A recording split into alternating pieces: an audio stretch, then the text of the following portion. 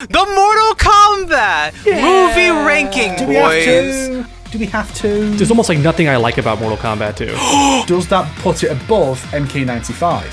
Oh, Sonic, your brain is cooked. Stop! Sonic is cooked. No. So I guess am I the tiebreaker then? You son of a bitch. You son of a bitch. Me? There's nothing about this movie that's redeemable. I've seen this film more times than you have, I guarantee.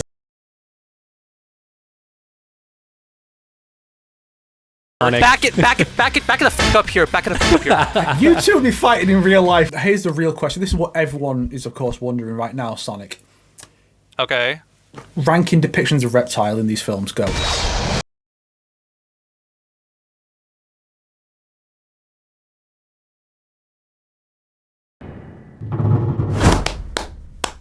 Snake was rapidly clapping just then. It looked so cool. So rad. Yay, dog is clapping. Dog-a-doo, dog-a-dee is a clap. Stop it! Stop with the dog-a-doo, dog-a-dee. That is not gonna... Stop trying to make fetch happen. It's not gonna happen. Fetch? What? Dog-a-doo, dog-a-dee, dog-a-doo, dog-a-dee, dog-a-doo, dog-a-doo-dee-dee-dee. Oh, it's watching me. Damn it. Hey dude, why'd you DM a child when you were like 35? Man, that's just not alright. You should have stayed with your wife. Is that the Pixar light? No, it's just a lamp. It's just a lamp, too. I know. I've been having issues with these recently. Just a couple of days ago, because I've been really getting into Repo recently, the extraction horror game. And okay. I was just like on the road, and then I see these people pushing like a cart of boxes into like an office, and I'm like, Repo reference. You have like Zoomer brain rot. He already does, Snake. He is our resident Zoomer. Well, welcome to the Combat Kings podcast. As you can see, Sonic is that's not how we doing start. well. I've never gotten to do the intro. I've never been the guy to say it. Do you want to? Hey everyone, welcome to the Combat Kings podcast. Woo! Yeah. You did it, guys! He just said what I said louder. Underdog. He's always doing this. He strikes again. Dog is usually the host when like I'm not here. Oh, okay. So it's like Dog would then just, you know what I mean? You would then really carry on like the torch. Hasn't that only happened like, the one time? Well, with Shred? Oh, I guess so. Because Right. you were super determined back in 2023 when you were on that cruise. You're like, no. You don't understand, family. I have to step away for a few hours to talk about Reptile. You don't understand how important this is for my career. I have to spend 60 quid for the stupid boat Wi-Fi just to be able to contact you guys. And it didn't even fucking work and it was terrible, so we then recorded the next day when we was close to an island that had Wi-Fi. Anyways. Look at the sacrifices this man makes for your entertainment, people. You better be grateful. Let him know in the comments how grateful you For are. Reptile. Before we continue, I would like to have this little intro segment to thank everybody who has been watching us recently, especially for our last video, because our last episode was very successful. People really enjoyed and like there was a lot of people who watched the Mortal Kombat 2 movie discussion. We've got tons of people in the comments loving the movie, hating the movie, fighting each other over the movie and going over people's throats. It's a battlefield, but it's awesome, and we appreciate all the comments that we've received there. In terms of a bit of a lead up to like the last episode, I personally would like to issue a correction because I actually did make a mistake in our discussion in the last episode. By the way, spoilers for Mortal Kombat 2 from here on out. Just watch the movie. Skip to here if you don't want this thing. Just skip here. I guess so. Whenever we talk about Mortal Kombat 2, just think spoilers. When we were talking about the discussion about Liu Kang saying that like, this is what Raiden meant, or something that Raiden said I was not the chosen one, that part. And I was like, oh yeah, because he says he's the chosen one in the first movie. I remember I said that. Correction, Liu Kang was never called the chosen one in the first movie. So, my bad. The only thing it did right, by the way, because Snake and I are both tired of the fucking chosen one thing. Just let Liu Kang be cool without a prophecy saying he's going to be cool. That makes it not impressive. I mean, they just let him be cool. They kind of did that in Battle of the Realms, where he said, "What makes me the chosen one? You were never special. I chose you." That's how you're chosen. Which doesn't make sense in that same movie because Raiden goes out of his way to save this child from like the Tarkatans. Like, so it seems like he's clearly special. But oh, it's a random kid. There's nothing special about that. He just like, oh, why are Tarkatans attacking a random kid in Earthrealm? Why would they be over there? Like, It's okay, guys. We can complain about this in the Mortal Kombat writers, you ranking can't video just that keep will be coming up. reshooting and rewriting stuff after people watch the film pre-screen. Then your story makes no sense. It has no continuity. To be fair, poor continuity makes it a very faithful adaptation of MK. This is true. But do you guys want to know why the confusion happened in the first place? Like, obviously there's a lot of films or games that call Liu Kang the Chosen One, but the confusion happened as to why I thought Liu Kang was called the Chosen One in the 2021 movie is because the Chosen One, this phrase, was used multiple times in 2021 movie. And do you guys know why? Because you have the Arcana, like you're the Chosen? Yes. Okay. That's why if you have the Arcana, you're the chosen one. So every character on Earthrealm is the chosen one. The training area is for the chosen ones only. Turns out the chosen one was the friends we made along the way. And also, don't forget, if you get anime isekai'd by a truck, you will become the Chosen One. Or like if you are the truck, you will get the Chosen One Arcana. You'll get the chosen one fair, power. That's how it That'd works. be a really funny combatant in Mortal Kombat, just a truck that runs people over. Yeah. And now that I think about it, making Liu Kang the Chosen One wouldn't even make sense in Transformer. 2021 because I think they were almost trying to do the Luke Skywalker thing where he came from nowhere and it's like, oh, look at this this badass who came from nowhere because he explains how he got his Arcana and it's from like killing a drug trafficker or something or a human trafficker. Yeah.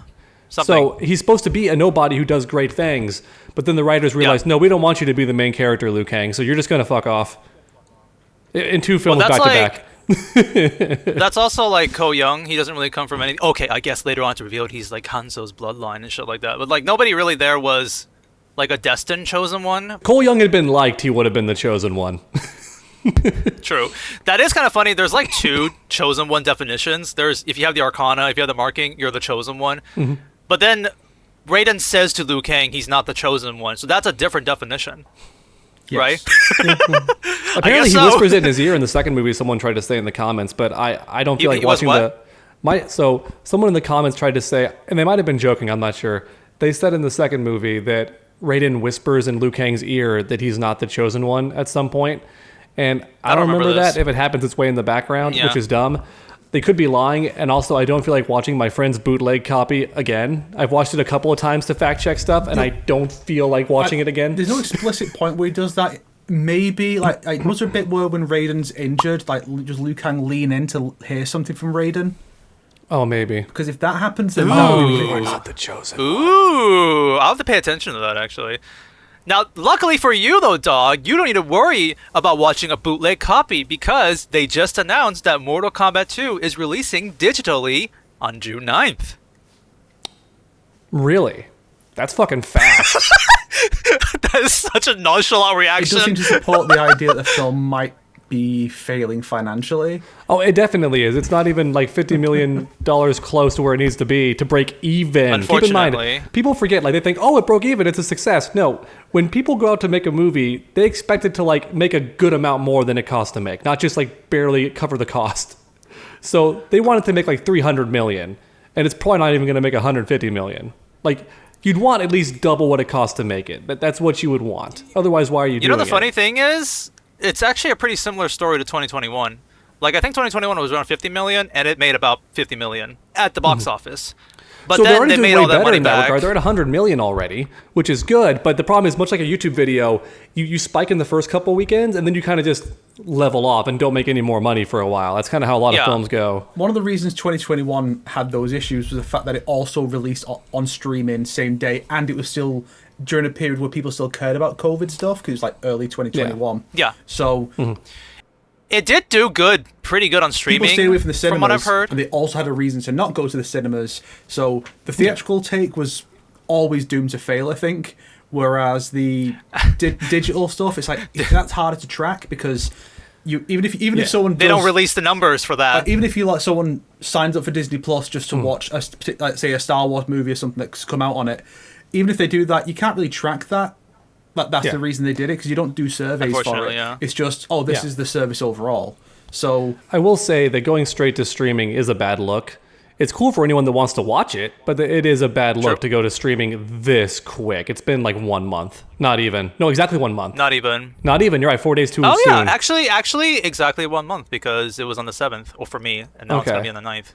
Oh man, that's yeah, so like, wild. And it is kind of interesting that I do think we talked about this a couple episodes ago. It's like they were like, we dared to release this movie during the summertime in the high competition zone, and we were like, are there really that much competition? Well, it turns out like the Michael movie is like about to break records in terms of like how successful that happened, and so like, and people are now like going to the Star Wars movie and stuff like that. He was the chosen one. So it's like Michael Jackson was the chosen one. Oh, that's what he should have been in Mortal Kombat as a guest character. Because when you said the Michael movie, I had no idea what you were talking about. Snake is thinking Michael Myers? I did think that for a second, and I thought, no, I've not heard anything about that. Just the Michael Myers. Just Michael. Like Logan. To be fair, I am looking forward to when the next Jason movie comes out, because as we know, Dead by Daylight is getting a collaboration with Jason. Not Friday the 13th. Wow. Jason, because all the fucked up bullshit with the rights issues there. So. Oh yeah.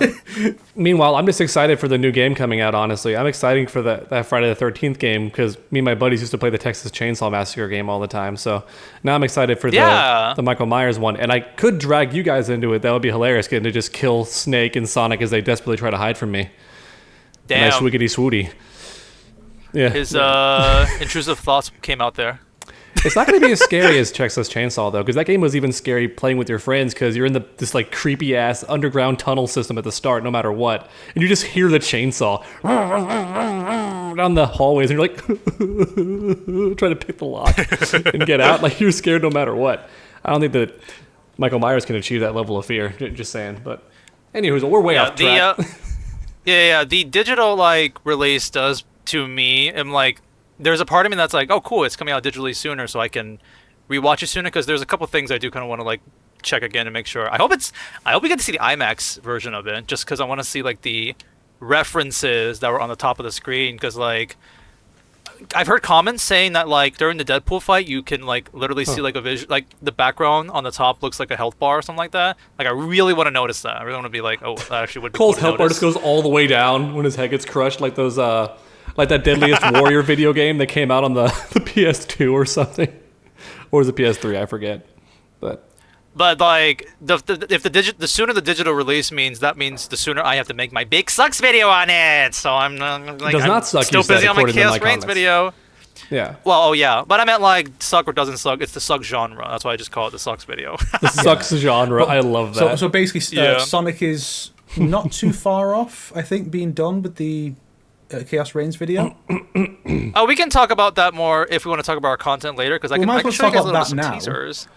Well, I want to mention one thing real quick. So the film going to streaming does validate some of my weird headcanon that I had, because for anyone who is on Twitter or social media, you may have noticed that you were randomly getting recommended these tweets talking about how amazing the weekend's going to be for Mortal Kombat 2. It's like, oh my god, the projections show that it's going to destroy the box office. Oh my god, blah blah. I kept getting that on like Twitter for no reason. I don't follow those people, and I was getting that recommended in my timeline, and I'm like, I've never seen a movie getting glazed this hard before it even releases. And I'm like, oh man, they don't have any confidence in this film, do they? They're just trying to tell you, oh, it's going to be great, so go see it, kind of thing. It really felt like they were paying for that, to like get all that glazing from these different projection people. I don't really think that's true. I think I've seen multiple movies do that, and then they just fail in the next weekend and stuff like that. Like, it's really just a marketing thing. Oh. I think it's because Mortal Kombat people, that's how we get those stuff more often. But I've seen it. I've seen that happen multiple times. It's tracking to make a lot of money. Yeah, I saw Salty Your Dog. I mean, anything's possible. I just felt it was weird because I never see that for other films that I'm interested in, just for Mortal Kombat 2. Gotcha. But, and then also in my comment section, I've said before that I get the weirdest, most generic comments whenever I cover the Mortal Kombat 2 movie. I get like, it was fire. It was good. I enjoyed it, just like by itself. And I'm like, are they paying for bots? Has it gone that far that they're paying for bots to be positive in random YouTube videos? Because I never get generic comments like this on any of my other stuff. I don't know why. It was fire. I don't know why this is so like, it was funny. A little flame emoji. Like, it was flame emoji. I'm like, yeah. Okay. So I will make a little bit of thing that I'll bring up to our audiences right now. As you can see by the title of this video, this is going to be, we're going to rank every Mortal Kombat movie, and I think that's going to be very fun, and I'm very excited to like fight over everyone's opinions about that. It's going to be hectic. We're going to have a lot of energy for that. However, a lot of things have happened recently that we also kind of want to talk about, but we don't want the entire episode to be like clogged up with all these random things. So I've set a time limit. So from here, we have an hour and 15 more minutes that we can talk about anything else before we talk about the Mortal Kombat like movie ranking part.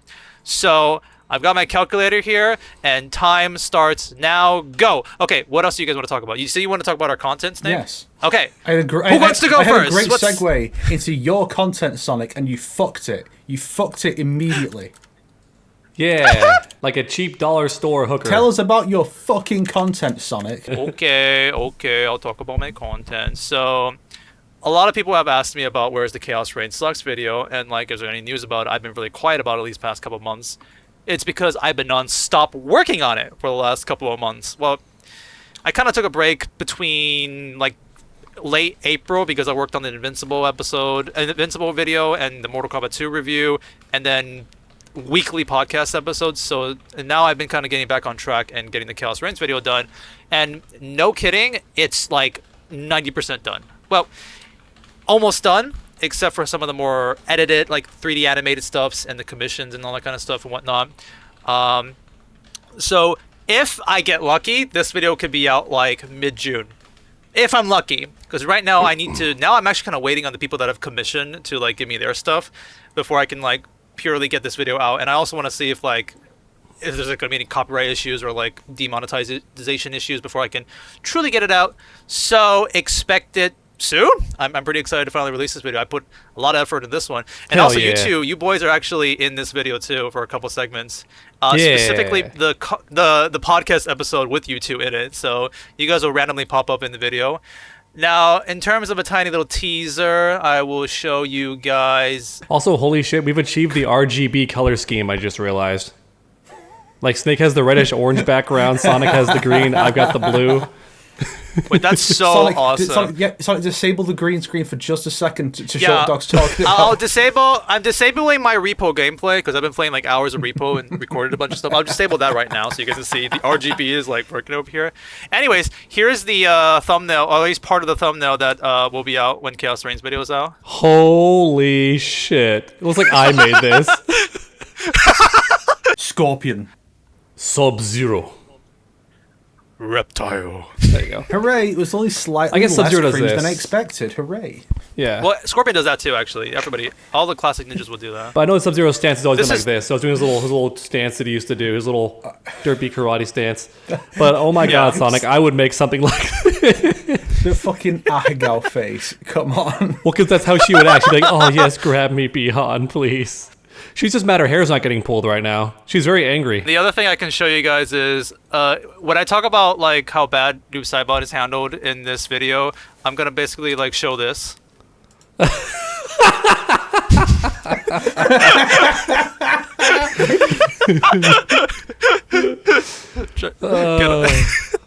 I miss his old setup so much. His new one is so stupid by comparison. That's his old setup. Yeah. Moist Critical's new set is so dog shit. I hope somehow it gets back to him that I said that, because I like Moist Critical. I but hope that he new goes back setup to is his so old bad. house. The other situation is No, he didn't change his house. I think he just changed the background. Yeah. Really? I thought they moved or something. Oh. Maybe, I don't know. Anyways, but yeah, I actually tried to get the lighting correctly, try to get like the resolution just and whatnot. But yeah, lots more stuff to look forward to. I'm very excited to show you guys this video. I put a lot of passion in this. Actually, ironically, I put a lot of passion in this video, but I also did skimp out on some parts because Chaos Reigns' story is a lot of just like stuff happens, we move on. Stuff happens, we move on. And when that stuff happens, I just show you my reaction. So you could say probably 20 or 30% of the video is a little bit like unfair because you're just seeing my reaction, and I'm a little cheap out a bit of it. But I think hopefully overall the video will still like flow smoothly. It'll be still very entertaining. I can't believe it's an hour and 30 minutes, even though I tried my best to like shave off like the fluff and just make it as like concise as possible, and it's still an hour and 30 minutes. But I hope you guys are excited for it. Moving on to one of the other boys here who wants to go next. Who wants to take up? Go on, I mean, go. mine's really fast. I just have a whole list of videos I want to make, and I just choose which order to do them based on a spur of the moment. Like, I wake up that morning and think, what's a good video I'm feeling today? This one. Though I do have a couple of cute videos planned that are very outside my usual content. One of them, I just want to bitch about watermarks, because I hate when people upload, like, a story mode to a video game and then put their watermark on it. I'm like, it's just story. If it was your gameplay, I get it. You don't want someone stealing your gameplay or something truly original. Like Sonic putting his watermark, I get, because he hand animates a lot of that shit. It's his own original content. But when it's just the literal MK1 story mode, MK Ice and Fire and all these people, why do you put your watermark on it? Like, don't you want me to watch your video so I can screen capture it? You get more views that way. But when you put your watermark, it makes me not want to watch that one to screen capture. So you're getting less views. You're shooting yourself in the foot. And you're bothering me a little bit too. I have to crop it. Like, it's so stupid.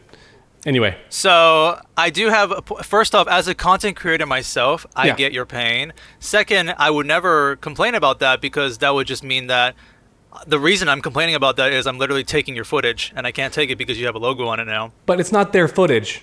That'd be like bootlegging someone's movie and saying, don't use this. I put my watermark on it. Like, they didn't make a single drop of content from that video.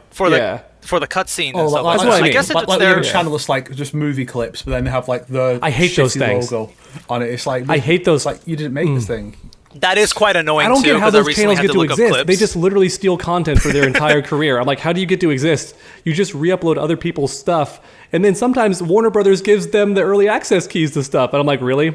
They got Mortal Kombat 1 early? The guy who just steals content for a living, like actually steals content, got to have the game early? I guess the difference is because it's a game, so if you just play the cutscenes and then you play the game, then it's your footage. But that's how like the game copyright works and stuff. I'll have to word it carefully for my video, because the crux isn't just, I want to use your content. It's also, you would get more views as the content creator if you didn't put your watermark at least right on the video, because then more people would use your video as their source to screen capture and stuff. So you'd get more views and watch time in the long run if you didn't put your watermark in there.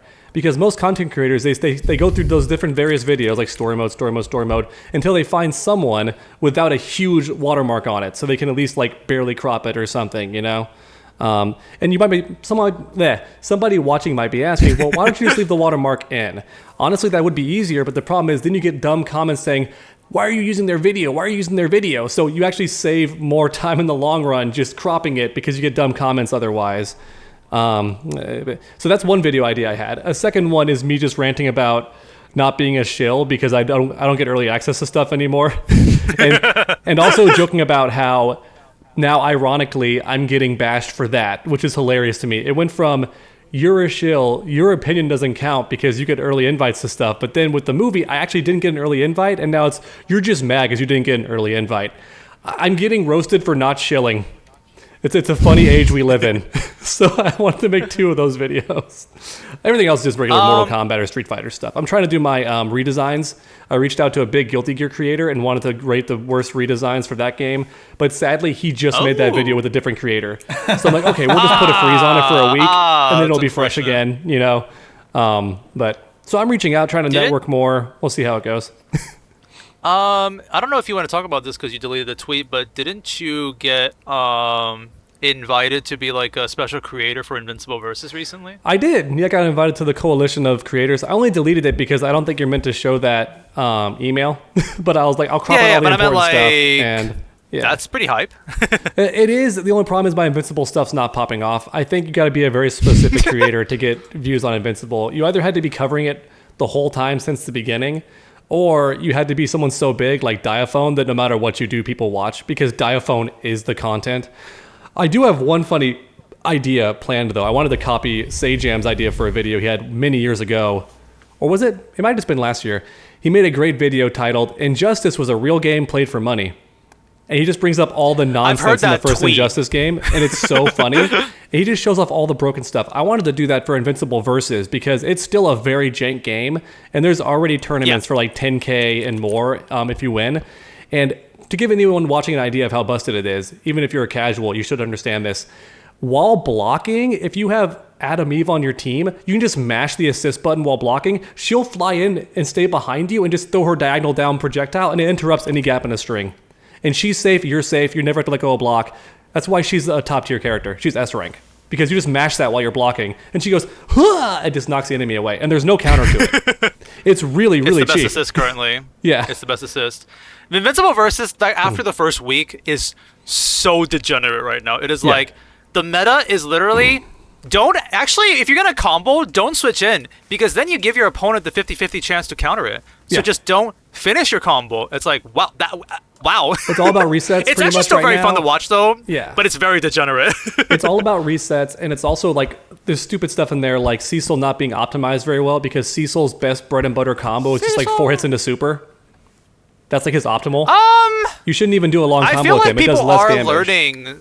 There is some Cecil, like when you see some high level Cecil, it does start to become really interesting because he's good at mobility and combos zoning. are his projectials. Yes. And I'm you just actually saying can that, like, shoot a lot more was like showing projectiles. it. And his like optimal is like just his cyborg summon. I think it's his level 1 where he shows like throws a bright light at you. Is that his level 1? Go! Yeah.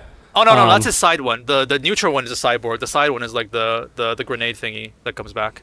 Okay, I mean the one where he like puts you in a room with just like all the cyborgs, like that super. That's like his level optimal. 1. Yeah, that's a super. Yeah, that's his optimal way to end combos, and it's like really short. Now you can still lay him out in zone with him. Plus his projectile is one of the best in the game because I think it's the multi-hitting aspect, and I forget why that makes it so much better. And it recovers faster. Everyone else, like their cheap on blocks assist usually takes 10 seconds to come back. Cecil has a 5-second one. Or a 3-second one, so that makes him really good. Yeah, it's peak degeneracy. But what makes that funny is that because I don't care about the characters as much in Invincible Versus, I am just being a cheap tier whore. I am watching videos of who's the best character, and I'm like, yes, I see now. It's sad to learn that Kate's like one of the worst, because when you kill her clones, she takes damage. Yeah. For now, the developers are looking at it, and they're already working on a patch, like currently. So it's like they are looking at how things are working. So She does have one duplicate busted will be thing. OP next patch. But it's not enough. Yeah. I think the biggest issue the game has right now is that almost all the characters, despite who you play, they're very similar with their game plan. It's still the same idea of force the enemy to block, probably using a projectile. Then when you get in, you do the overhead summon, but then delay your string so you can do a low at the same time as the overhead and try to get a cheap unblockable situation and then just go from there. And a character that can get that more often is like the more top tier character when it comes to a point, and then everyone else is assists. Like people are pretty much playing main character and assists, and that's the game. Yeah. 2 assists. And runaway is or strong 1 because assist that's too. stupid sudden death. If you can like force sudden death, like people are saying one of the reasons Robot is really good is because he can just double jump, air projectile, dive kick, and just like fly around the map and make you chase him. And if he forces that timer down to 0, now it's 1v1. Even if you had a huge lead, he's forced it to 1v1. So timer scamming is also a big meta right now. By the way, you just brought up like Injustice Gods Among Us was a real gameplay for money, and I just saw this tweet recently. The funny thing is, this isn't necessarily saying Injustice is trash. It's literally referencing the Oh, the dumpster. I see now. It took me a second. Yes, specifically. Okay. Gotcha. The dumpster stuff. All right, Snake, what's been going on with you? Woo! So I'm in the middle of, in the last third, I guess, of Mortal May currently. So I've been doing a bunch of MK content. As far as like normal videos, there was my little remix of Techno Syndrome where all the little sound bites are from across the whole series. The 1-to-1 mix. Ha ha ha. Then I did the video on the gender swaps in MK. Some people got mad about it because they are losers. And I did a video about where I think they might go with the films after this second one. And there was this guy in the comments who was so funny. He just kept... He left one comment at me, then he replied to a bunch of other people saying the movie's bombing. And it's like, so... Why are you so pressed about this? Why are you going to random people and replying to random people about the fact the film isn't doing well? Just get a fucking life, loser. It's so sad. You mean just like one guy or something? Yeah. Not even related to the content. You're not really, praising no. the movie in your video or anything. No, I just said, like, yes, it's all right. Just go watch the Combat Kings if you want to know more about what I think about it. Because that was the thing, is I didn't really know what else to say, but you have to get a video about the film because... This is the time to get that moolah, but I just didn't have much to say, so I was like, well, what can they do going forward? Because I did that for the Sonic films as well, and I'm quite pleased with that video. There you go.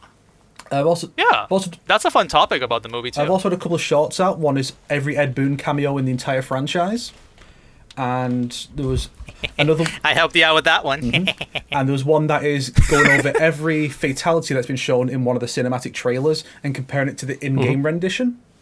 And just like showing those back to back and seeing how Nice. like when Shao Kahn rips Raiden in half, it's like, oh, the effects on the cinematic version are so good, like the blood like seeping out into Raiden's clothes and whatnot, staining them. It's like, oh, it's so great, the detail. Then in game, it's just like there's like slow motion, and it looks so bad. but you do have like it's borders on like 1-to-1 when you get to like M1K Later. yeah. Yeah. And so that's just interesting to see. Although, of course, like there's like limited ads and age restriction because it's a short and it's just non-stop violence. There's not really much you could do about that. And YouTube was like, well, it's automatically put down as age restricted. Do you want to like try and contest it? I'm like, nah. Because it's just, I can't really argue against it, you know. I expected it going in. It's the same with the techno syndrome thing. It's like, yeah, copyrighted, so I can't monetize that. I expected that going in because that's just what happens with techno syndrome. Yeah, exactly. Shorts are weird because, like, if you upload a short with copyrighted music, you're fine. It would take. We notice copyright music, but due to the shorts laws, you're actually okay. Okay, but if you have blood, if you have like swear and stuff like that, then your shorts will be a little bit more affected and whatnot. Like I've noticed that recently. It's the shorts meta is weird. Yeah. Yeah, so I've still got at least a couple more videos to do. What I'm working on currently is an align through time on the Malibu comics, which is Oh, nice. it would have Finally. only been like a couple of pages if I'd just done it as like a normal episode. So I'm also going to be kind of going over the plot. So it's like, well, here's what's going on in the plot, and then, well, now here's where this part from this other like mini series factors in. So we need to just jump over to that and explain that, and just kind of highlighting some of the funny little details they have in the comic. Like some of the stuff in Goro Prince of Pain is just kind of weird, and there's also just weird bits where I'm like, the 3D era seems to have taken a lot of inspiration from these comics, weirdly enough, and so you'll see some of that in the video. Oh. Then Cool. Then I have another video, like one that's technically recycled old content, but that'll be going up probably at the end of the month. So you'll see that, and hopefully people enjoy that one. And I might be able to squeeze in like just one other, like maybe a short or a short one. I want to do a video about like making Liu Kang in Fortnite or making Sonya in Fortnite. Just Nice. no, because that could be like a fun little one to do. But after that, I think I once May's over, I have to really buckle down because I want to get the next Sonic Align Through Time out for the 23rd. Because not only is that Sonic's 35th anniversary, it's also Align Through Time's 10th. So I want to get this Sonic one there, and it's going to be a big one because the original one, which I made 10 years ago, was like 45 minutes long with a condensed timeline at the end. Like the full timeline, it was an extra 15 minutes. So I don't know. This might end up being an hour. I might have no time for anything else, and to just work on this. Wish me luck. Good luck with that. This question: is it just the games, or are you actually gonna like mention the comics? Oh, I have to include the comics, so they are canon. I'm also going to address Sonic Prime. No wonder you've been reading the comics recently. Yeah. I see. And I've binged Sonic Prime, so I can mention that as well, because that's supposedly canon, even though it really doesn't fit at all. Damn. And sometimes you have to look at it and go, it doesn't matter what the people who actually make the thing say. Like, one of the people who works on the comic said, well, this is where Sonic Frontiers is supposed to take place in relation to the comic stuff, and it's like, that's like the worst place you could fit it in. It doesn't really work. So I'm like, is it not a better place you can fit it? Maybe. So I guess we'll see where things work out. Wish me luck. I thought Sonic Prime was its own thing. Good luck. Yeah, exactly. This seems really ambitious. All right, those were all our content recently. Now, I think we should talk about some Ed Boon stuff. Like, what's some saucy Ed Boon shenanigans he's been doing recently? Because he's made a tweet that's been sparking the news. Actually, if I can just bring the tweet specifically up. But basically, he straight up is asking the fans, yo, which would you want to see remastered first? Mortal Kombat Shaolin Monks or Mortal Kombat 9? And now this has kind of become like a big topic that's been handling. People are like discussing. People are going over people like, how dare you pick Mortal Kombat 9? You are not a true fan. And then somebody will be like, I want Mortal Kombat 9. Fuck. You're going to play Shaolin Monks for like an hour and that's it. Mortal Kombat 9 is hundreds of hours. And fight, whatever. They don't matter. What do you guys think? What do you want to see remastered first? Well, the thing is, neither one would be good for a remaster because I've said before, I mean, I made a whole video about it already, but I've said before that I don't like remasters. I think remakes are better because a remaster is just a cheap money grab. All they do is slightly change the textures or just they do it in a new engine, but it's the exact same game and they take in all the money. Like it can be very lazy. Now, some remasters can be good, but the thing is Shaolin Monks is so old that even if you remaster it, it's still going to look old. You need to remake it the same way that Dead Space was remaked, right? But then with MK9, that game already looks good. So remastering it wouldn't really make a difference. The story mode looks bad, but if you play the regular game on PC, like the actual gameplay still holds up. Like it still looks pretty, that game. And you can just like add some like mods to it and it looks pretty. So remastering MK9 is kind of a waste unless you just add rollback and maybe Towers of Time and like a combat league. That would be cute. Do not add Towers of Time in we have something else in that game. We do not need Towers of Time in that game.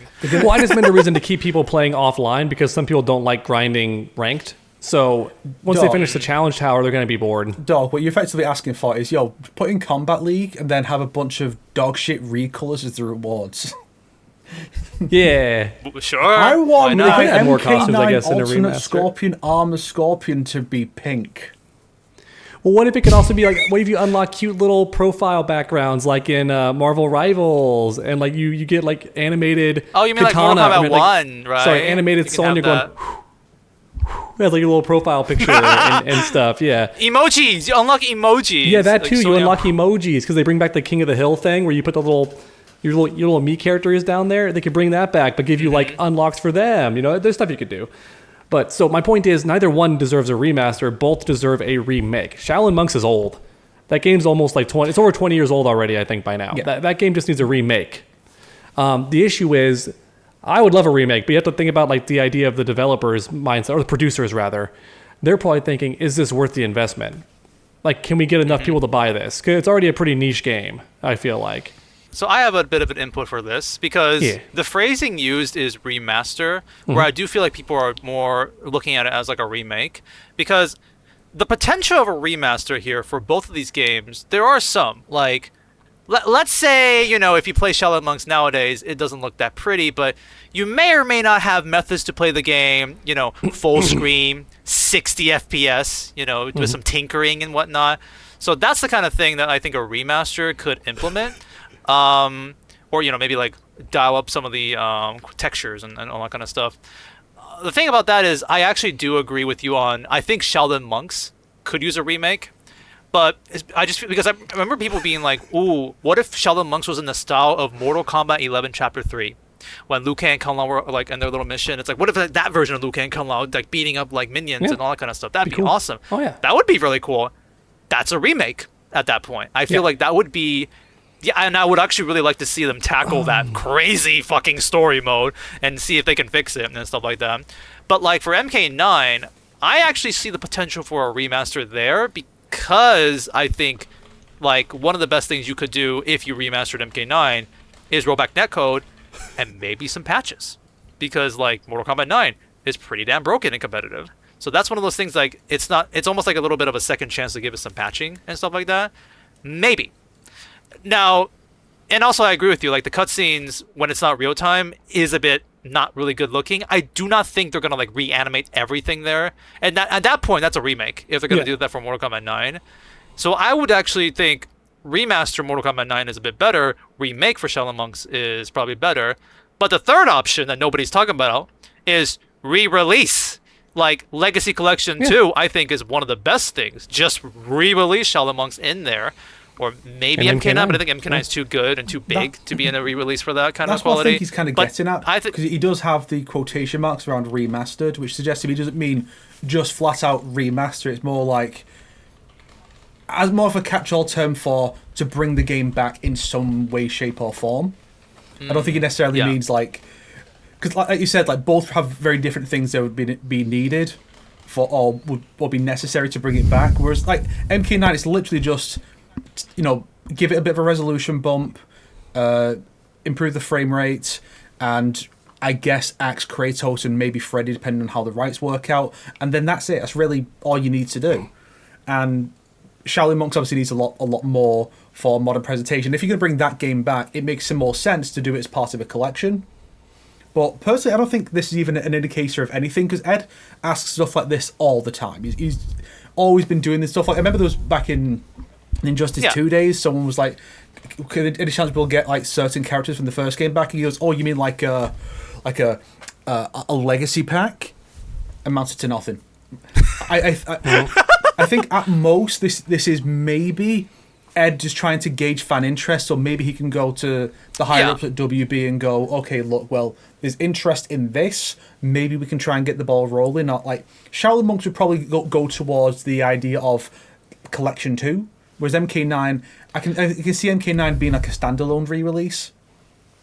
So I think that's the most here, but I don't think this is really going to amount to anything substantial. So don't get your hopes up just because Ed Boon tweeted about it. He does that a lot, and it usually doesn't mean out. If it amounts to anything, it's almost like 6 years later. Yeah. Usually. It's like, oh, he did talk about this 6 years ago. By the way, he almost made the exact same tweet 5 years ago. Yeah. So it's like the exact same conversation again. So look forward to something years from now or whatnot, but this is not going to happen. This is not anything that's going to happen like right now, by the way. Yeah. Also, it's important to note, whereas older MK games are not realistically going to compete with whatever the current product is, MK9 I think could, because it's a much more modern entry. There's a lot of people really like the game. It still gets played at tournaments a lot more than the older ones do. Just recently, yeah. Yeah, so I feel like they don't want to release that while another MK has just come out or is about to come out. So like if the next game coming out is going to be MK13, I wouldn't expect MK9 until that game's on its way out or flat out, and then maybe closer to the time of like another DC fighter or something, because you don't have that competition with yourself, because that's just suicide. So yeah, that is what happened with the Legacy Collection. Like after Chaos Reigns, like however long late, like almost a year later, Legacy Collection. So yeah, you're not wrong about that like observation. It's a bunch of nonsense. It's not happening. Yeah. it's just trolling. HD. Anywho, we still got about 50 minutes. Yeah, 45 minutes. So what do you guys want to talk about next? There's a lot of topics we have our list of topics here we can pick. What speaks out to you? What's like something that moves you, that makes you go, topic. Dog, do you have anything to say about Harada's new company? I mean, we'll see what happens when it gets here. I don't know. I like the memes. Like the one I posted in the chat where like he's getting cucked and King's like, "Rawr." I wanted to post all the different cuck memes I've seen in recent years, because we have Halo being with Sony now, and you have Cortana being like, "Are you sure?" And she's with Kratos, and she's like, "Yes." Like we have that one, and now we have the Harada one, and it's also funny that it's King and King. Yeah, I wonder how many people even got that reference. Yeah, but yeah. that is the joke, but I think a lot of people just wouldn't get it because, unfortunately, despite how fucking great she is, King from SNK is just nowhere near as well known. Yeah, not that popular. Yeah, proof that sometimes tearing your clothes off doesn't make you famous, because that was her gimmick since the original game. You beat her and her clothes rip off, but it wasn't enough. Yeah, but Tekken King has his shirt off like almost all the time. 24/7. So that kind of beats her really well for him. Unfortunately. So, you know. Yep, and unfortunately, I think if you say the word King, you're not going to think of Art of Fighting. You're going to think of KOF, you know. Oh yeah, I forgot it was Art of Fighting. She's not even a Fatal Fury character. Yeah, it's funny. Exactly. They really missed a trick because they were reusing the old sprites. So the Art of Fighting characters in the King of Fighters universe are a decade younger, because Art of Fighting is set 10 years before Fatal Fury, but here they're all like contemporaries, which means we missed out on a version of King who's like in her 30s. We missed out on MILF King. Fuck you, SNK. You failed us. Oh, Snake. They're never going to make an old character in a Japanese fighting game. Well, men. Snake.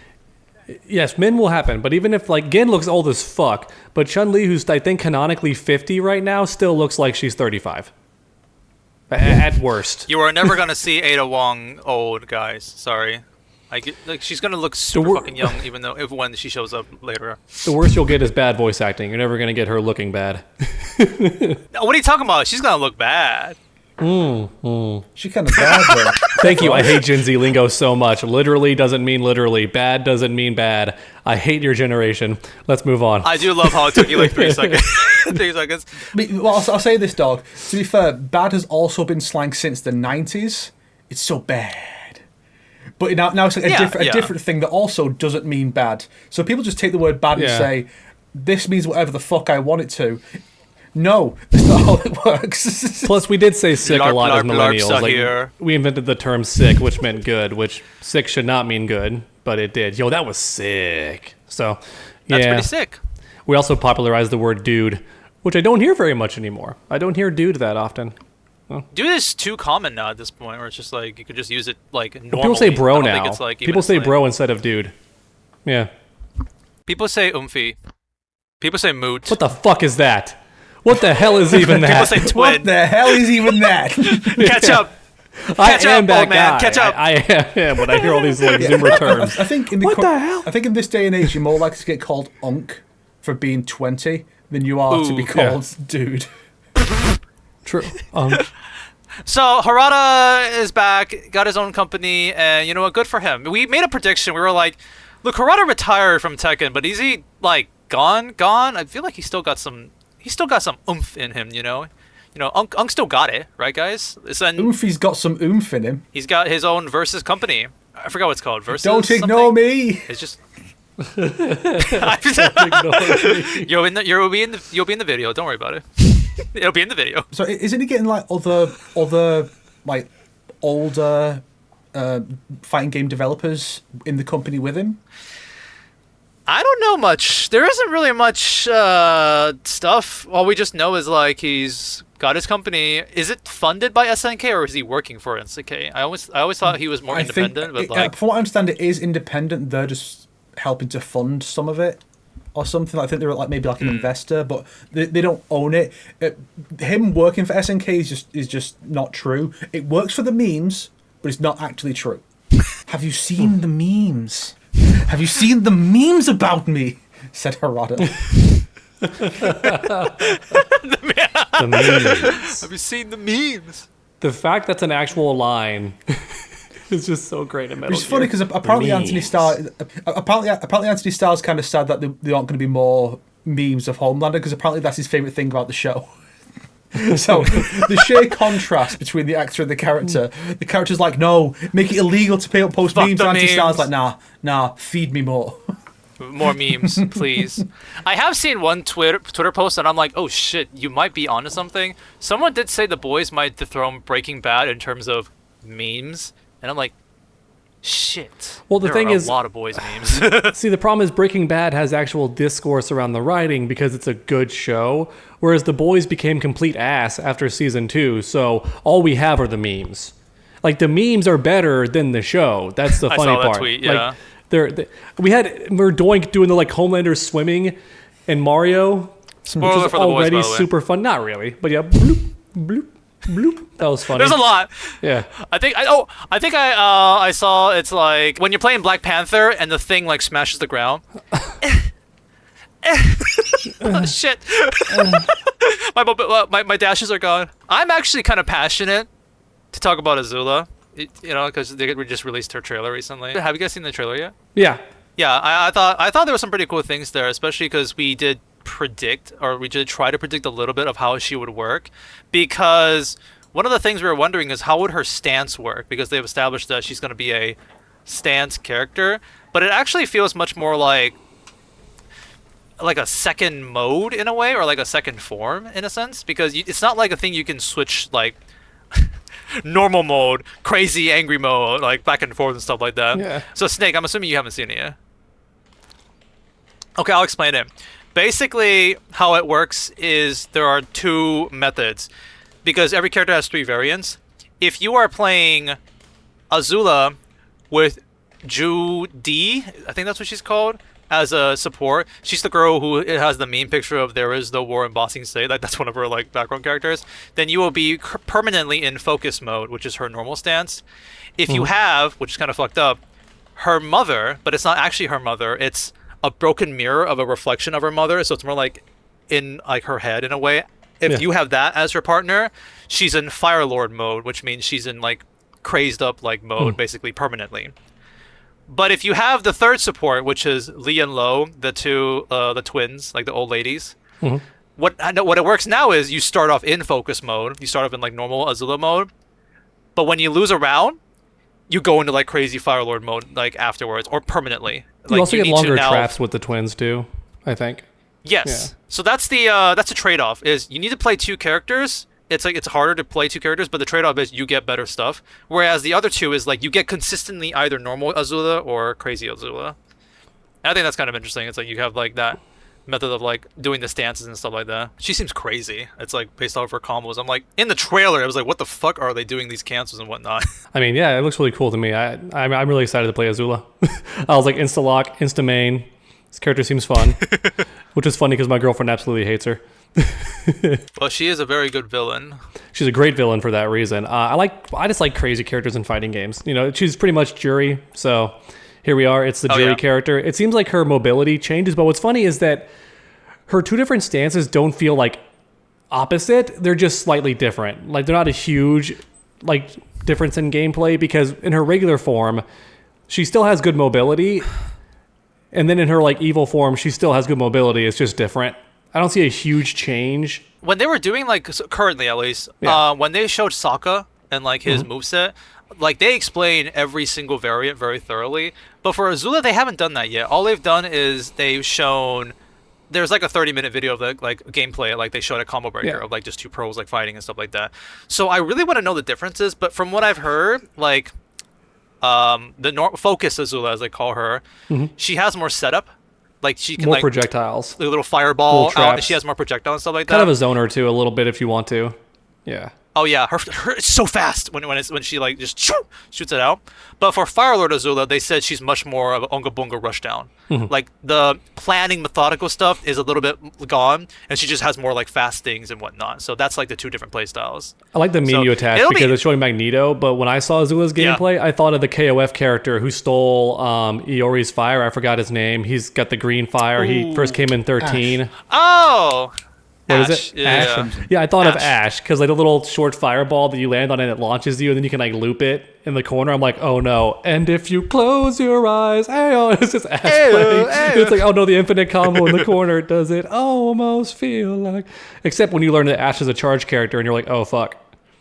This is actually hard. That's always the funniest thing in a fighting game is watching high level of a character and thinking, that looks fun. I bet I could do that. I want to learn this character. Oh, it's a charge character? Damn, it's gonna be hard. Ooh, just frames? Ooh. Timing? Ooh.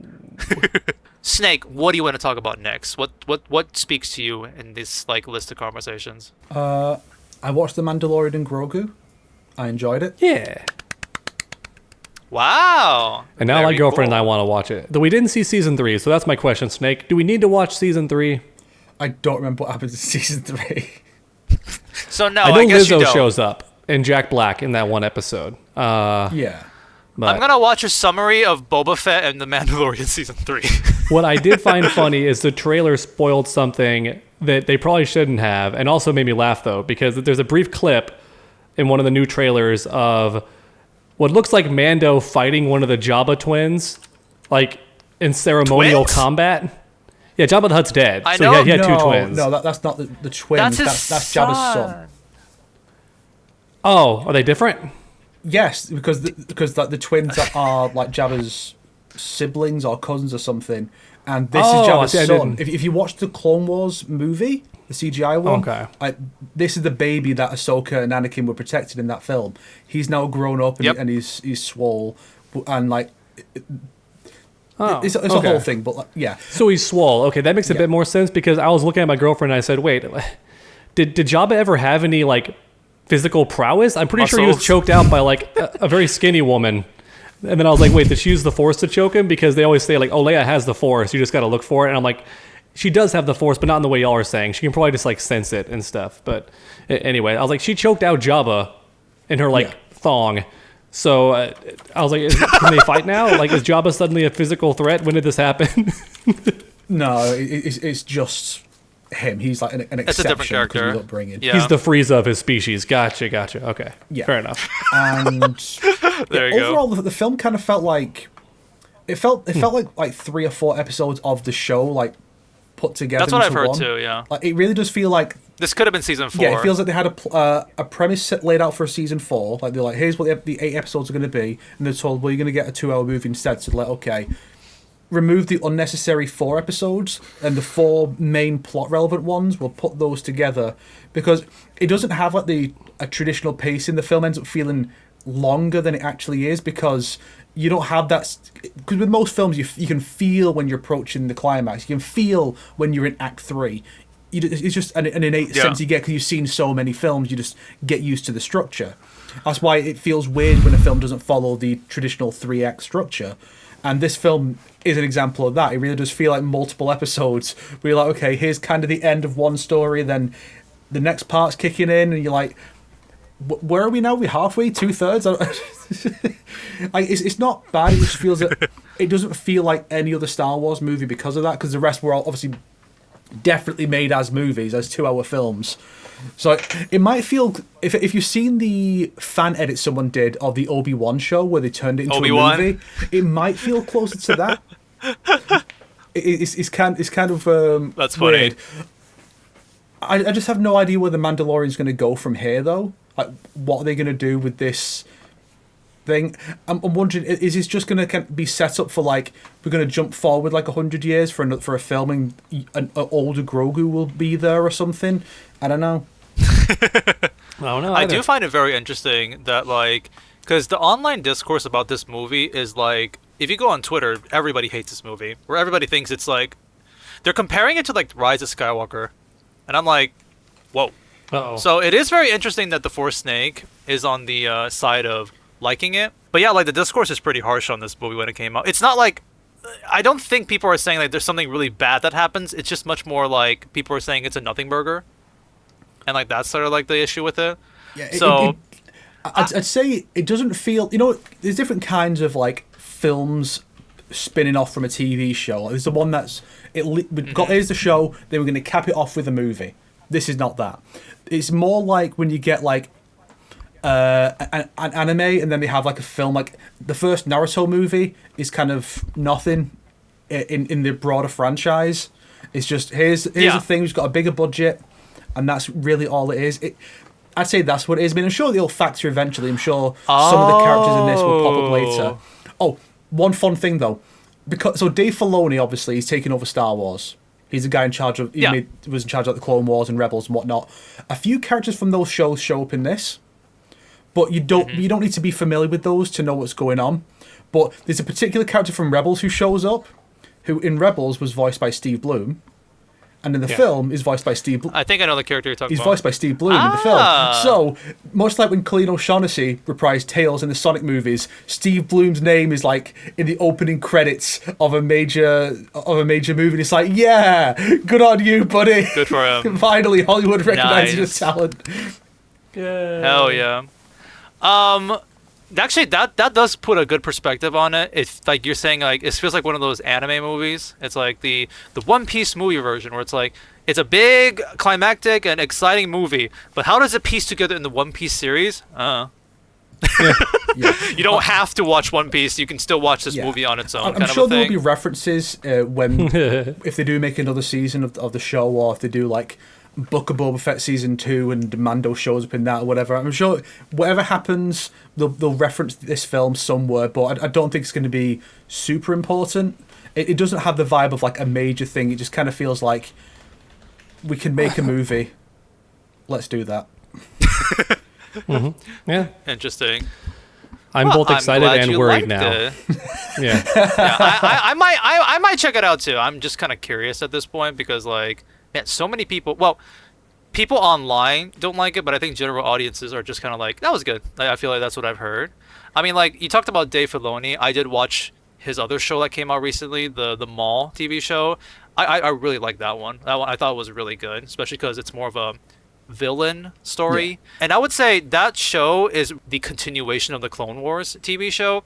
But even then, Like my brother never watched any of that. Like he still really enjoyed the show like on its own. It's just like you're just kind of seeing Maul and his like dark story and pretty fun stuff and some pretty great, as we like to say, lightsaber porn, if that makes any sense. Really good, just shit like that. Pretty hype. I liked it a lot. It reminded me peak Clone Wars, like that, some of those stuff when watching that new Maul show. So would recommend. Would recommend. Yeah, I did see the obligatory Clone Wars character in the trailer. I'm like, I know that silhouette. I see you. Obligatory. They're doing a lot of member berries, I've noticed lately. They're really hoping that like more old school fans watch the show. They're like, please, we're putting in the characters from your childhood. We're done trying to do like only new things that you hate. Please accept these old things that we know you like. Hang on. The fuck do you mean new things? They barely did anything new in that last trilogy. It was all that was member berries for days.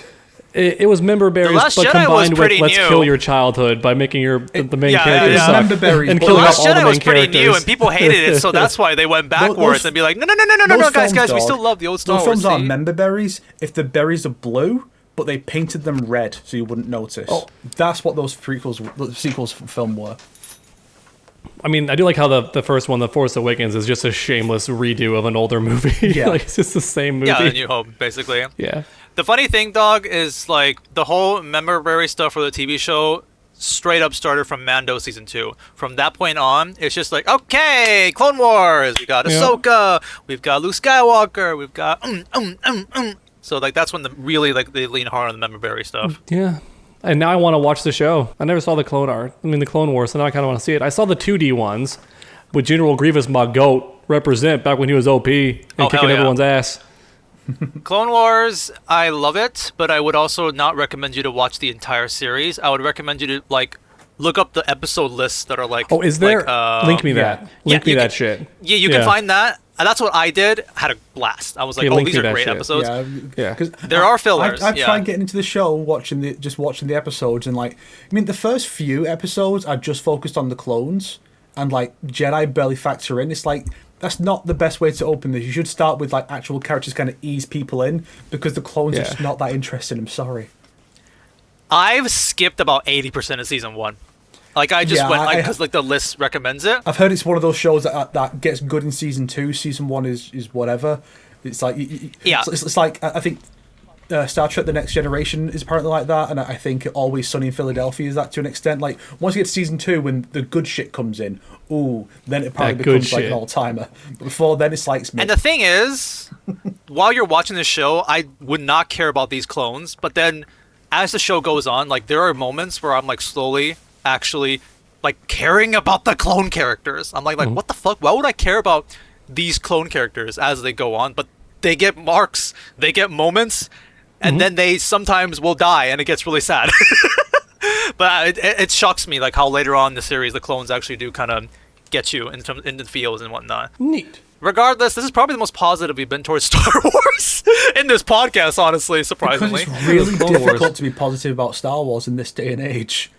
Yeah. Indeed. Well, that's what happens when people that hate your entire fan base take over and then try to put a new fan base in. Like, generally speaking, the best stuff to come from Star Wars in the last like decade has been a couple of the shows and the Jedi games. And I was thinking about this the other day after I watched the movie. It's like, what Star Wars games have we had over the last few years? We've had some re-releases and remasters, which is quite nice. And we've had the Jedi games. Then before that, it was like, what, Battlefront 2? Whereas if you go back to the early 2000s, it was just hit after hit after hit. Your Jedi Outcast, Jedi Academy, KOTOR 1 and 2, Republic Commando, the first two Battlefronts. Lego Star Wars! Yes, the original two Lego Star Wars, and Lego Star Wars: A Complete Saga, which is phenomenal. Just loads and loads and loads, just hit after hit after hit. There were some okay ones as well mixed in there, but there's just so many great games from that time. And now you get like one game every 5 years. Yep. It fucking I'm sucks. looking. Good game, because you're completely forgetting about that Outlaws, I think, which is just like nobody talked about it. Because no one gives gave a shit about that game. Yeah. No, they talked For about once, it. They talked about it. It was bad. Yeah. I am so happy we as a community just decided to be like, it's mid, so let's just forget it. Like, it does not exist. It's not. We don't it's bad. rag on shit. We just ignore it, basically. We watch one video about 30 minutes, and that's it. We don't 'cause the like bring it gameplay- up like every year annually. Yeah, there were so many memes for that game where it's like the AI is so bad, and like AI is a good like barometer for if the game's good. If they don't even try with the AI, they probably didn't try with anything else. So the fact that you can attack someone, they can see you, and you just go into a bush, and they go, "Where'd they go?" And like they're 2 inches from you. Like that's not a good look. We conquered this hill like 20 years ago, 30 years ago even. I feel like playing the original oldest stealth games on the PS1 already had this problem fixed. So, yeah. I am actually a little bit interested in that new Star Wars racing game that they announced at the Game Awards. That'd be dope. Yeah. That reminds me of the remember when they made that Harry Potter Quidditch game, and it was dope as fuck. Hogwarts or which Harry one? Potter Which Quidditch game. Quidditch game? Because there was one a few years ago, and then there's the one back in the day from like 2003 or The something. one back in the day when like, you first Yes. saw the trailer for it, and it got you hype as Quidditch fuck. World Yeah, Cup. Such a Yeah. banger. yeah. Yes. So that gets me excited Snake because is these like- racing games can be really fucking good if they're made by just like actual racing developers that know what they're doing. I love that Quidditch game. I would purposely pick non-Harry Potter teams just to watch Harry Potter get salty when he lost. It was funny. he can't accept it. His main character syndrome is breaking in front of me. It was funny. Damn it. If you want to, we can rag a tiny bit about the Devil May Cry show, if you want to. 4 copyrighted songs in episode 1. I think at least 3 in episode 2. Good lord, they're desperate to keep your attention. Also, they did not learn their lesson because we said we want more Dante and not as much Lady unless you change Lady's character completely. And the first episode is just Lady. They did not learn their Dog? lesson. Yeah. Dog, what the fuck are you talking about? Do you really think they're going to listen to you? Well, I mean, do you also- think they're going to listen to the fans? Well, people thought they would because they're coping, but also people don't realize that a lot of these animes and just animations in general, it's not really an anime, sorry. A lot of these animated shows, just like Velma, they animate the first 2 seasons in advance and then pretend the second season got greenlit to get more viewers, but it's already done. Like they're already working on it. So any of the changes you wanted from season 1 are not going to be in 2 because they already made it. Like it. You say that, but there actually does feel like there is some stuff that I feel like... Okay, I'll say this, because you've only seen the first 2 episodes, right, Dog? Yeah.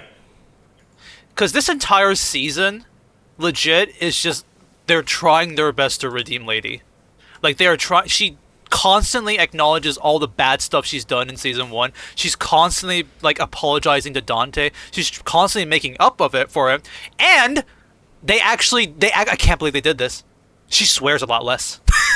That's just great. like She I still felt like that's swears, kind of though. the thing where it's like she still does, but so much less. Like it's like almost it feels like, oh, did they actually hear the fan about this stuff about Lady? 'Cause there's so much more like, oh yeah, what's up? Sorry, I'm just saying, I gotta consult the fans real quick. I know that Snake's a pretty big DMC fan. I think Sonic might be too. Go ahead, yeah. Here's my question. Yes. In the games, was it ever even stated that Lady worked for a huge Lady. organization? No. No, I didn't think so. She was a like lone a bounty badass, right? Who hunter. took it into her own hands. Yeah, Why couldn't we just have that? When she debuts in DMC3, she's couldn't supposed we? to be somewhere between 17 and 19. Like her Yeah. her outfit looks like a school uniform because it literally is. So like she's meant to be like a high schooler roughly, and she's just a solo demon hunter, and she works with Dante a lot because like, they work well together. Like she's not an official part of Devil May Cry. I mean, maybe by the time of 5 she might be, but up until that point she just comes with him and just shares information, and that's it. Like she doesn't work as part of any organization. She's just a solo demon hunter. I will say though, season 1, while watching it, like really pissed me off in a lot of aspects, and also there are tons of like political shit in there that's just like, did you really need to put that in here? Season 2, I am actually starting to get kind of numb. I am actually just starting to kind of be like, that's your Dante, that's your Virgil, I guess. At this point, it's just like, why would I expect you to do fan service? Why would I don't know if you got to that. I don't think you got to this point yet, Dog. But there was actually no. Did you get to this point? When there was a lot of characters, now correct me if I'm wrong about this, Snake, if I'm a fake fan, if I'm a LARPer here. There was a part where a bunch of people were shooting Virgil. Did you see what Virgil did to deflect the bullets? Was he using his sword or no? Well, of course, yes. He was doing this Yeah. to deflect the bullets. Uh-huh. And I was like, you couldn't even give us that fan service, could you? Nope. Exactly. give He us didn't the- do his usual thing. Yeah. Yeah. You couldn't do that! Well, you know couldn't they have have done no that! clue what they're doing when Virgil's built weird too. They built Virgil like a tank, which is weird. Like he has these big broad shoulders, and I'm like, Virgil's never been the sturdy one. He's the swift one. That's why he has like the swift, thinner sword, and he moves more nimbly. But for some reason, this artist just loves to make everyone a tank. Because even the president character is meant to be a huge wimp pushover, is like built like a fucking bouncer at a bar. And then you have the jester, Feels like who an is art supposed to style be thing. scrawny and small because he's putting you on. He's tricking you. He's bigger Yeah. than Virgil, almost like twice his size in season 2. He's fucking huge. And I'm like, this doesn't make sense. He's supposed to be this feeble, like, don't hurt me, please. You know, which he still does that in the show, but it makes no sense because he's fucking huge. It's like a dead giveaway that he's playing you on. Like that you think he's actually a wimp in the game, which is why it's a good reveal later. You're like, oh, he's a fucking master tricker. Or, whatever. I mean, he is kind of tall though. Like he's like about Dante's size. Well, yeah, he's twice like Virgil's size in DMC though. Or the show, he's huge.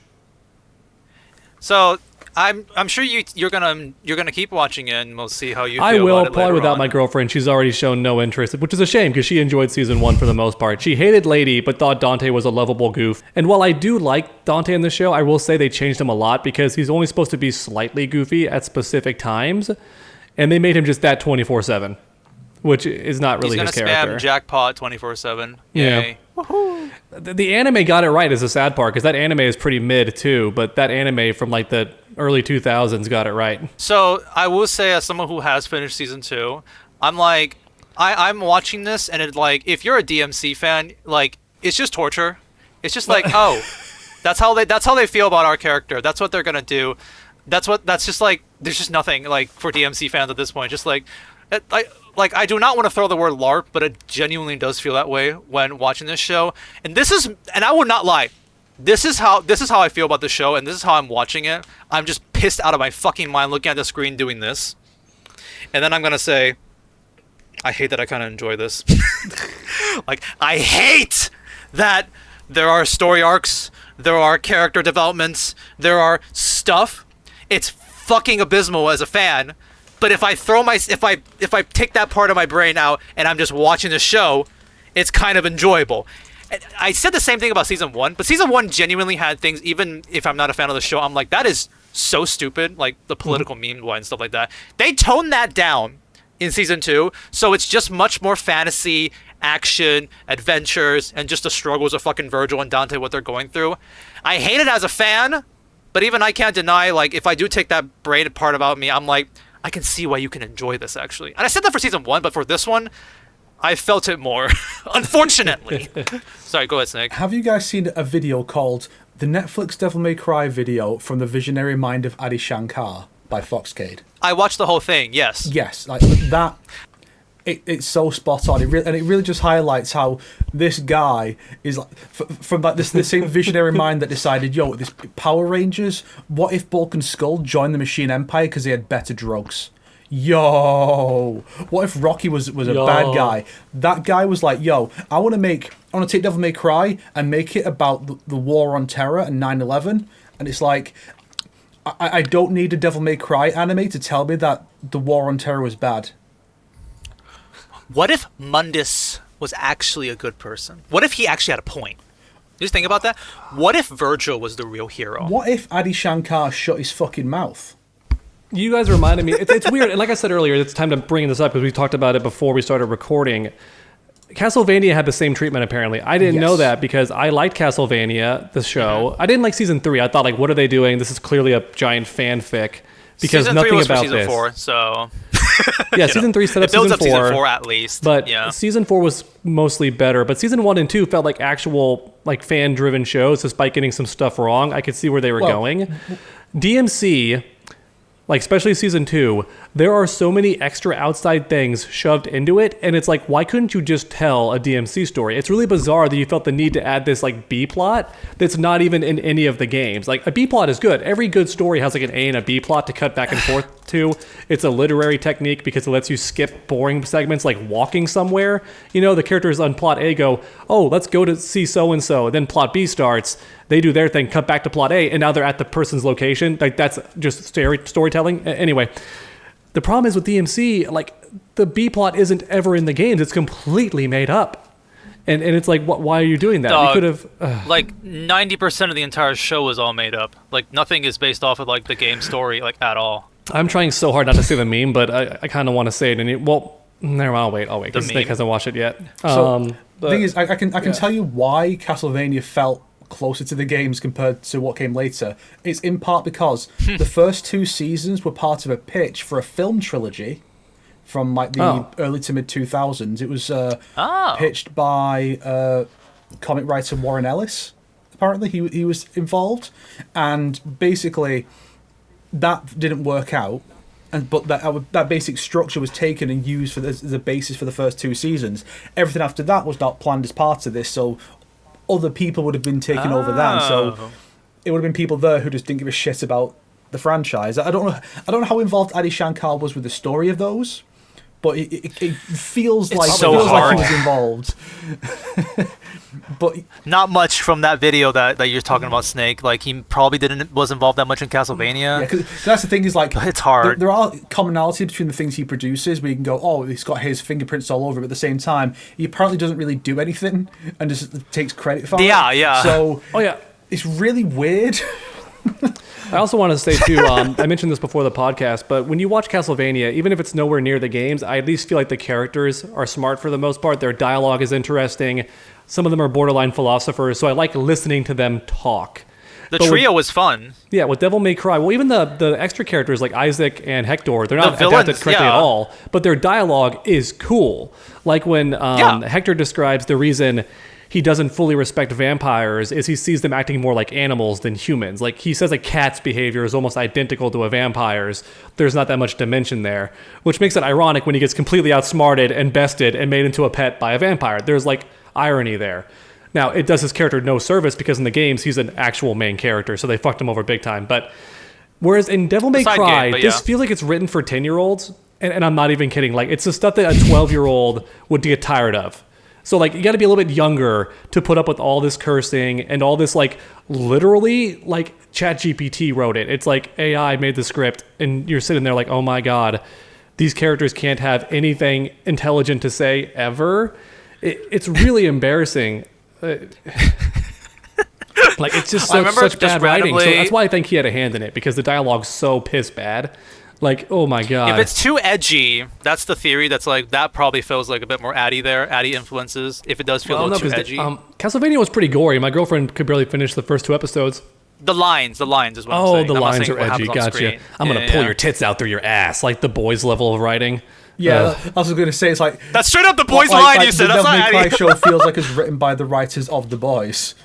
Where they have to inject politics that really don't have anything to do with the shows. It just feels kind of incongruous. Where it's like, also politics that make no sense because they invent things. Like they're not even actual issues; they're parodies of the issues, which makes it hard to tell who you're even making fun of. Yeah, it's like except with the Elon Musk, because that's literally Elon Musk. So they describe him word for word. Yeah, that one guy's like that's clearly meant to be Elon Musk. They're like, yeah, like guys, this is meant to be a satire about superheroes, and it did that stuff well at points. Like when they did the whole "girls get it done," spot on. That was great satire of superhero stuff. They ironically did the same thing themselves at the end of the season, but we can forgive it, sure. Because I miss ER.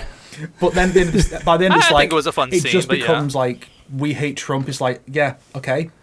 Well, he's admitted it too. He's admitted that like it's straight up Trumpism. Like the poor man got TDS and couldn't let go. Like I like what Asmongold responded to the Jesus Homelander scene, and he's like, "How could Trump do this to this poor man, to this poor writer? How could he do this?" I was just laughing so hard. I will say, ironically, it's just like, how does it time so well too? Because right when that scene happened, there was the AI image that Trump posted, and it's just like, what the? This is so weird how this is all like timing, like. Kind of Trump loves AI. Oh yeah, but it's just like this is weirdly timed because this shit is like supposed to be done like 3 years ago and whatnot. Anyways, are we done with Devil May Cry? Is this what's going on here? Yeah, sorry everyone, we haven't seen enough of it to critique any further, and Sonic has, but he doesn't want to spoil it. So that's probably about as much as we can say for DMC. I will say, Devil May Cry fans, this is torture. But there is this part of me that's just kind of like, because dog, you've seen it. It's like, wasn't there like what Captain Laserhawk or some shit? Was that show? Yeah, that was a weird show too. That was very weird.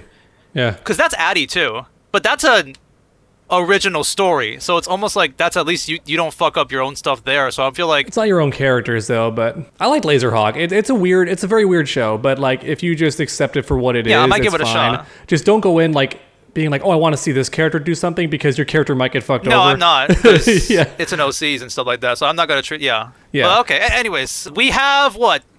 8 more minutes. We have 8 more minutes. Do you guys want to talk about The Boys, right? Because we haven't talked about it. 'Cause we all, Yeah, so I I'll think do a we've all little The seen Boys thing real quick. So The it. Boys... Spoilers. If I we're won't say talking any about spoilers. I won't say... Well, probably not. Oh, okay, I really? will say... I'll do very, like, not really spoilers, just, like, loosely implying stuff. Everyone got mad at the finale. So I finished the show just to watch the finale, and I will say it was a very hilarious... The entire... Wow, okay. Well, no, I was already on the you last binged it? season. I'm just saying I made sure to finish it because, like, of the finale being terrible, which we knew it would be. The funny thing is, the comic was always made fun of for having a bad twist. I didn't think it was that bad of a twist, but they purposely changed that. Like, in season 2 or 3, they purposely made it to where that twist is impossible. So you're like, okay, what are they going to do to make a better finale? Then they just didn't. Like, it's the most boring finale you've ever seen. It doesn't make sense. There's tons of plot holes. And no, I'm not saying I want a certain character to live. I'm just saying you got to make that character's death convincing because they've been around for 5 seasons. You can't just, like, slap and tickle fight and then, like, they're dead. It makes no sense.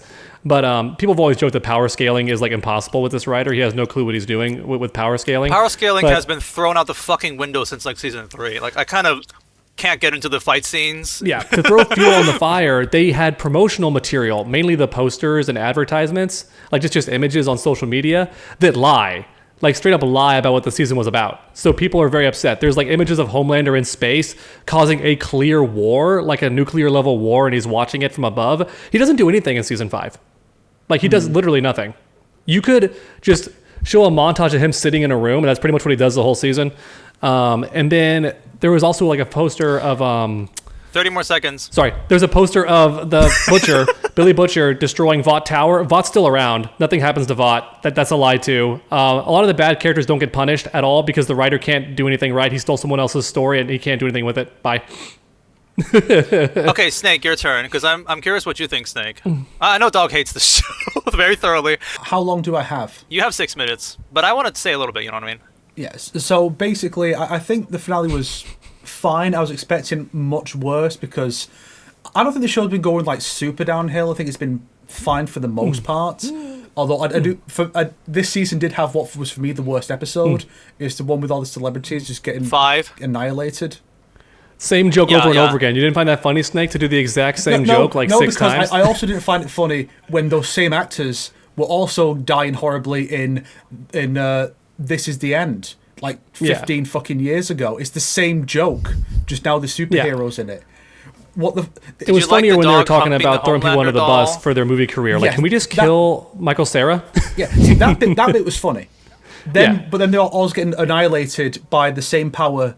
No, it's like. Also makes no sense because super speed means super perception. Otherwise, you would constantly hit walls. But writers just forget about that. Yeah, like, it's like they went to A-Train in the first episode and were like, oh, all speed is like that. No, the reason A-Train didn't notice Robin and ran through her was because he was fucked up on drugs at the time. He was high. That's why. Yeah. Like, that's the idea. We even get the first episode of season 5 showing him have like Quicksilver level reactions. So theoretically, all speedsters should have that, where they can like assess the situation and then go somewhere. Also, Homelander has that too, but just never has it. Sorry, Yeah. go ahead, Snake. Yeah, he has it against A-Train's like scene, but you know, for the finale or for every other fights, Yeah. gotta make it equal. Did you guys like the bit where that one character's death is just ripped off wholesale from Multiverse of Madness? Oh, which one? Oh, I know The one who exactly. explodes his own head. Oh, yes, that, yeah. That didn't even make sense because that tool was designed for sex play, and I'm like, why would there be a sex play toy that can kill him? That doesn't make any sense. Well, they didn't really know if it would kill him or. Somebody did say something kind of funny. They said it's like, so it didn't matter if did that because he's gonna die during sex regardless. I think It somebody doesn't put make any that out. sense. It wasn't designed to rebounce the voice. It was designed to just not let the voice escape. That's not the same thing.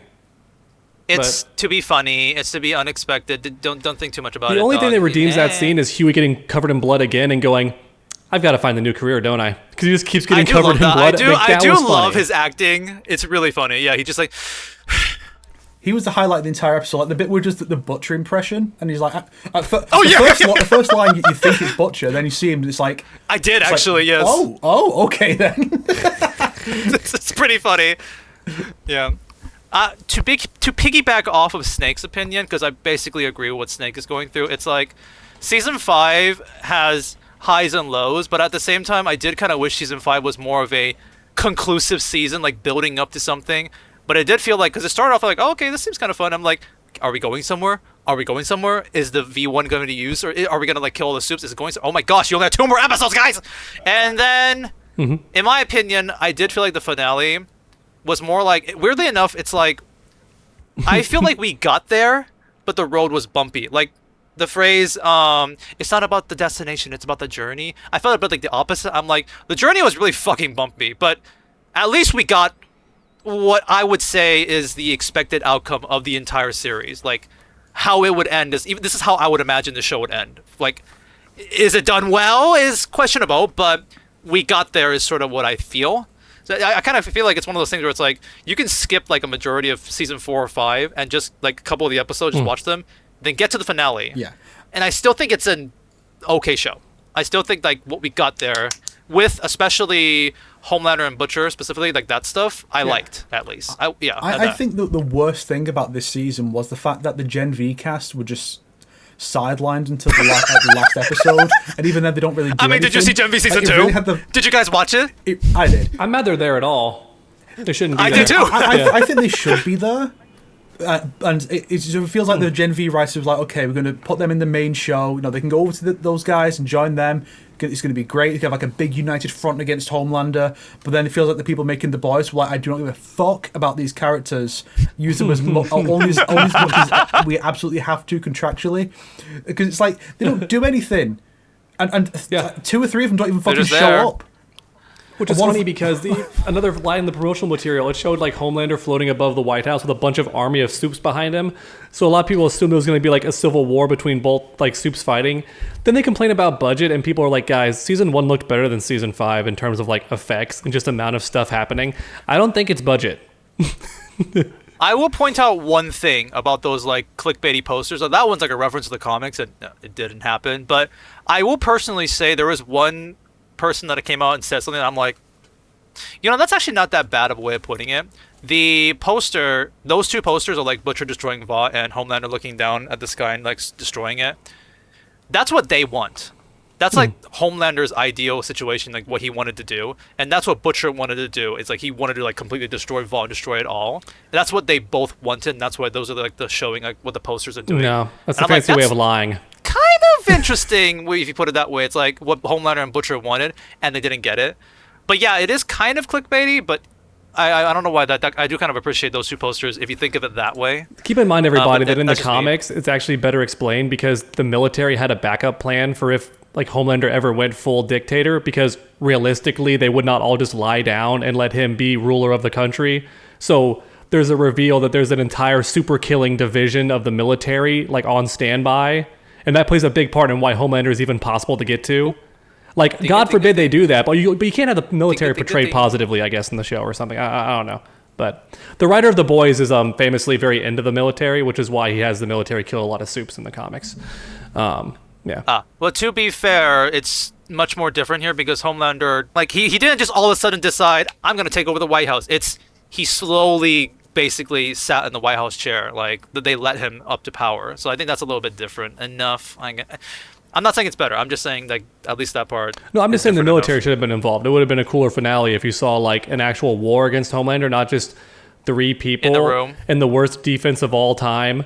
Like, when they lock him in that room and there's just guns to shoot at them, I'm like, really? You chose a thing that doesn't even kill them? This makes no sense. There's no, like, gas that knocks them out so you can take them somewhere. There's no Indiana Jones, just the walls start closing. That's what I thought was going to happen. I was like, that's the best way to kill superheroes, just crush them. Like, they don't have any defense against that, really. Also, I thought it was funny how they retconned Starlight to being bulletproof, because I don't recall that being the thing in the first season. I could have sworn she was not one of the super durable Supes. But was she? Did she get shot? I forgot. Also, Yeah. they forgot that Yeah, the Deep is nearly invulnerable because Deep is stated to have gone to the Mariana Trench at one point, which is extremely deep. So he should have like extreme durability, but then he's scared of sharks biting him. And I'm like, sharks can't even bite through like basic metal. The durability stuff does kind of like you have to. I'm just like you gotta forget it. Unfortunately, I did love the octopus though. Say her name. I was like, yeah, that's funny actually. I love. Okay, I'm gonna try to say this as not spoily as possible. I love Annie's reaction because from her perspective, it's just like, what the fuck? What's going on out there? Why? But then you wonder, why'd you take him to a coast at all? Why would you take him near his like weapon? She wanted to talk to him, you know. She wanted to be at the beach and be like, you know, take some fucking responsibility. Maybe you got a chance to redeem yourself. Never! No! That's how you can tell the difference between like the writing, because he was supposed to have an arc, then they just gave up because season 3 onward became just memes. It was like, how many jokes can we fit in this season? It's not like, can these characters go anywhere? So Weird. I don't know. I think like I like people being like the Deep and A-Train are like the opposite in terms of like one wants to redeem himself and one just wants to go down like a worse path. well, and but stuff they were like that. building towards the Deeper building himself in season 2. Like, or at least trying to. That's why I mean, he when gets he talked sexually to his assaulted own, himself, like- and he's like, that was terrible, and he does that whole come to Jesus moment and all that, so you think he's trying to be better. It's just funny because he's an idiot, so he's like stumbling through it, but he's trying to be better. Then they're like, no, it's better to just make a bunch of like, haha, he killed that animal, like jokes over and over again, and that's his whole character. Is, oop, he killed that animal by mistake. Isn't it funny when we do the same joke 24 times with the same character?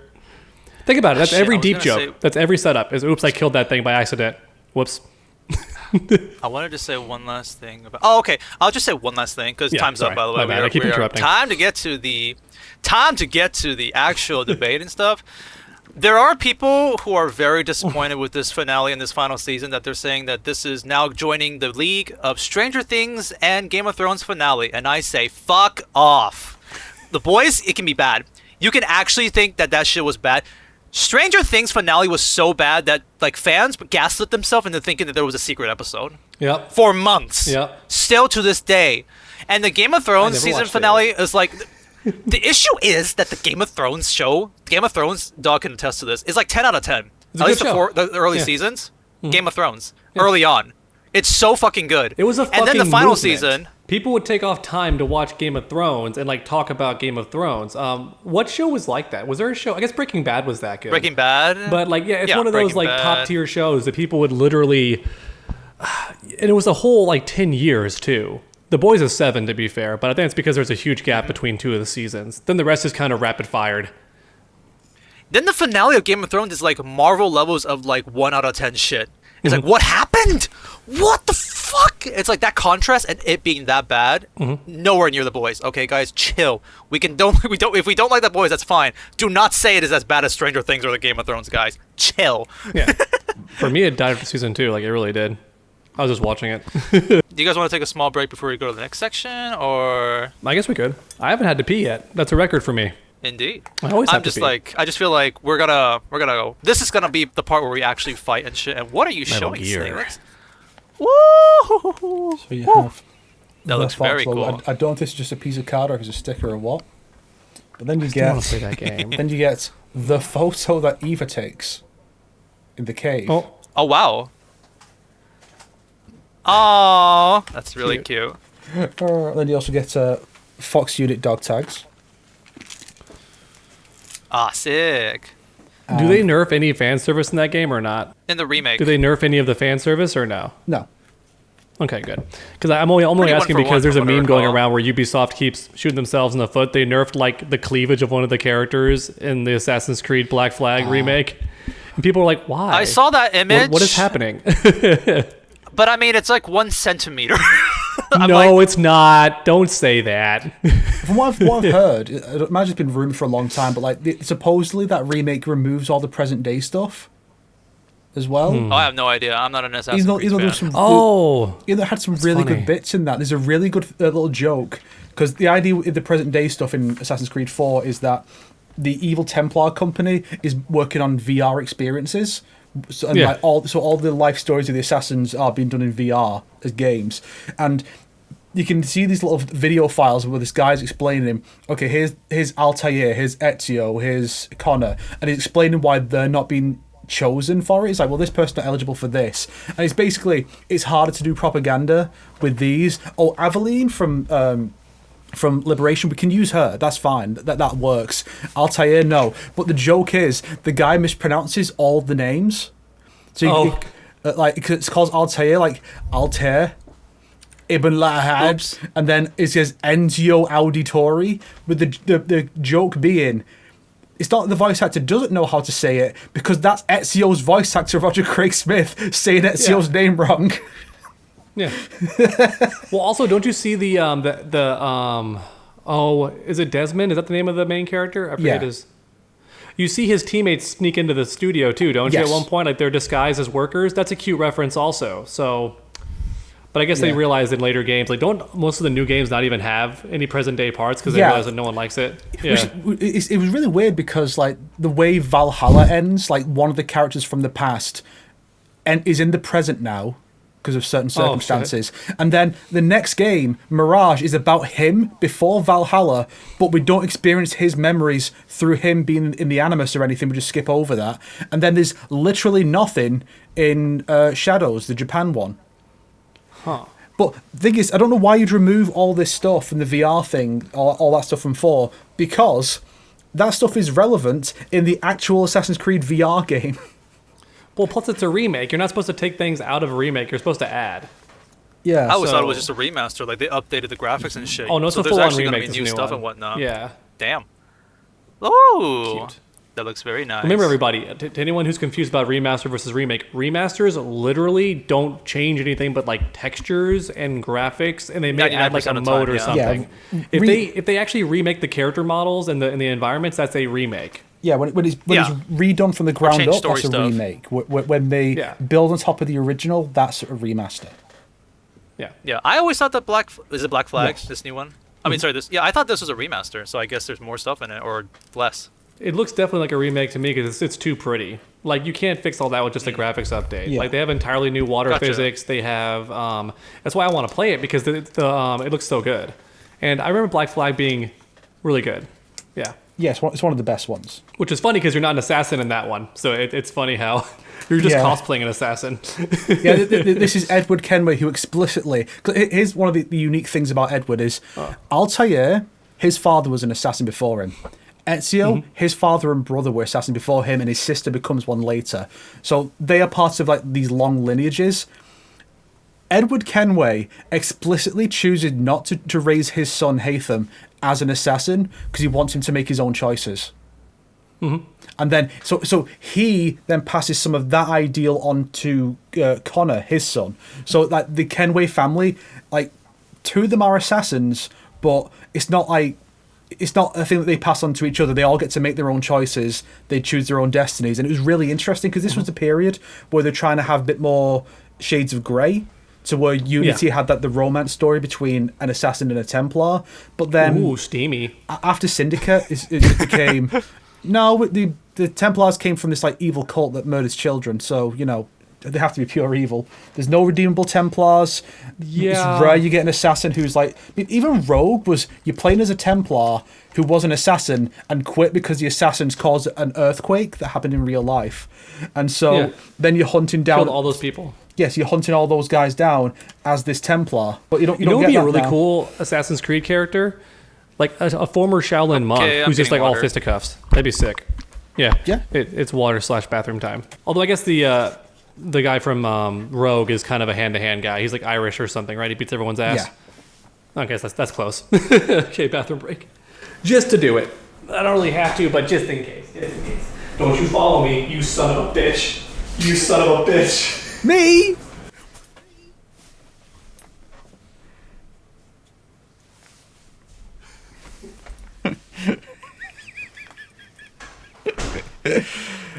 We do have fun on this show, don't we, guys? Don't we, chat?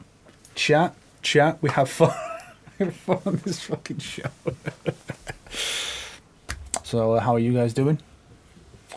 Don't forget to buy my merch. Yes, so things have been all right with me. How about you guys? How are you doing? You doing good? Sick. I also have this. It's Chief Mendez's medallion from Resident Evil 4 remake. I'm not sure if it actually is like hollow or is supposed to be fully round in the game, but I don't care. It's so cool. And neither of them noticed that I'm wearing it. I guess it just blends into my shirt too much, so they don't know. Gotta grab him. There we go. I love how this just I love how my camera moving just breaks the illusion that like my entire studio looks this cool. The second it pans, you see that it's just nothing anywhere else in my room. I do have a cool statue over here because some of my statues can't fit behind me anymore. They got replaced by Kentaro and Kitana back there. I'm getting a badass Sub-Zero one in a couple of months, so that'll be fun too. Ooh. Yeah, I'm getting Deception Sub-Zero by the same guy that made the Kitana statue. Sick. You gotta show it off in your video, dog. Like how it's like you're talking and all of a sudden, subscribe now, 360 Katana. Yeah. You gotta do that with yourself. Listen, I do that for the ad breaks, but yeah.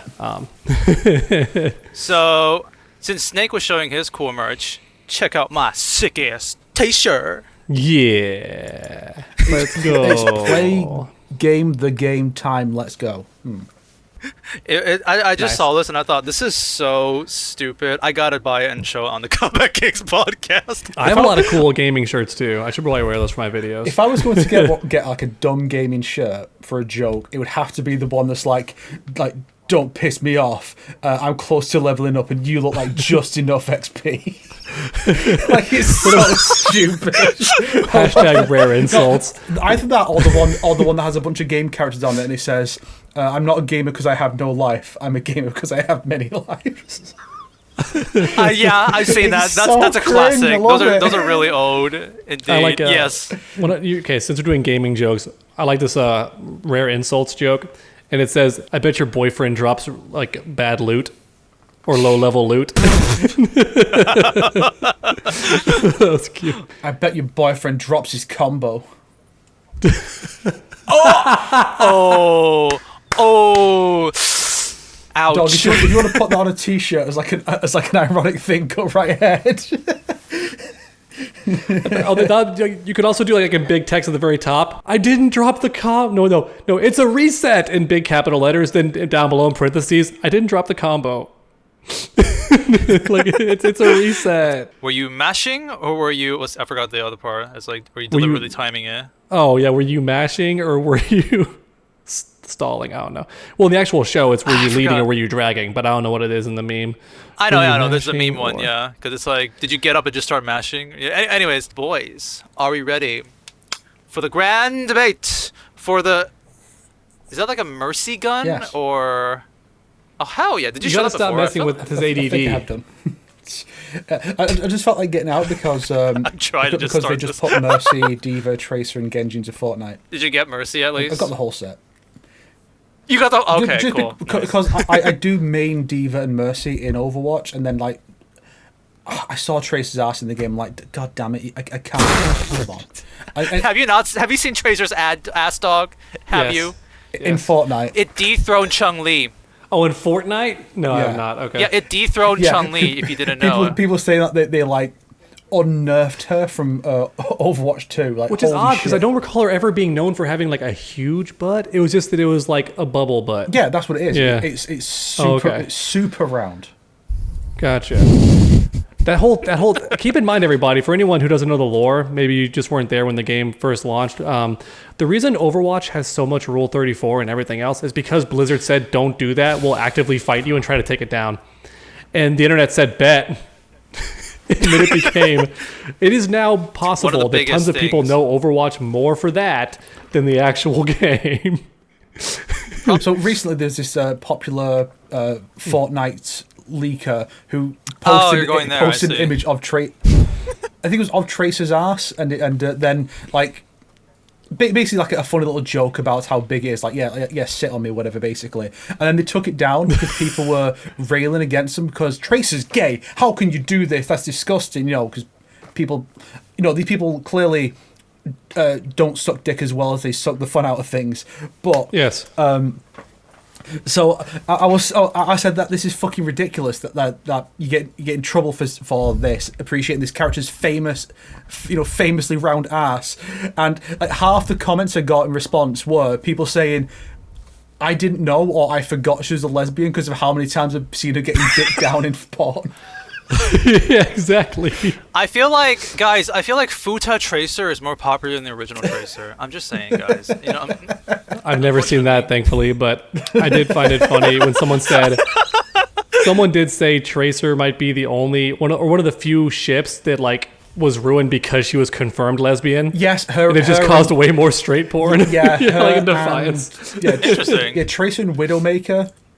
Because put down as like the rare pair of the day, and it's like that was like the first big. What the hell are you talking about? That was the first big one to come from the game, and that was the two big Futa pairing, guys. What's going on? Are we forgetting history? Do we have an intervention? What's going on? That was the main thing they were doing. I'm just saying facts, okay? I'm not making.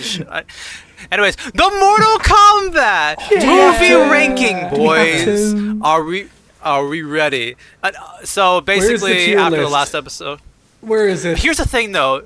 Do you want to use a tier list, or do you want to use a numerical ranking? Because I think a numerical ranking is good enough. Can we just like draw on something, or how do we do it? I'll write it here. Basically, it's not. We don't need to like draw anything. We could just like because this is going to be the Combat Kings ranking of the Mortal Kombat movies. We could have our own. Doesn't matter because we have to come to a consensus between the three of us. So this is going to be is tainted a little by the fact that I have to listen to these two idiots. Like if it was just mine, it would be objectively correct. Wow. But unfortunately, I have to, for the sake of not destroying the podcast entirely and making it all collapse, this empire we're trying to build, I have to let these two I see we're have starting their off like stupid this opinions already. out there. So, you know.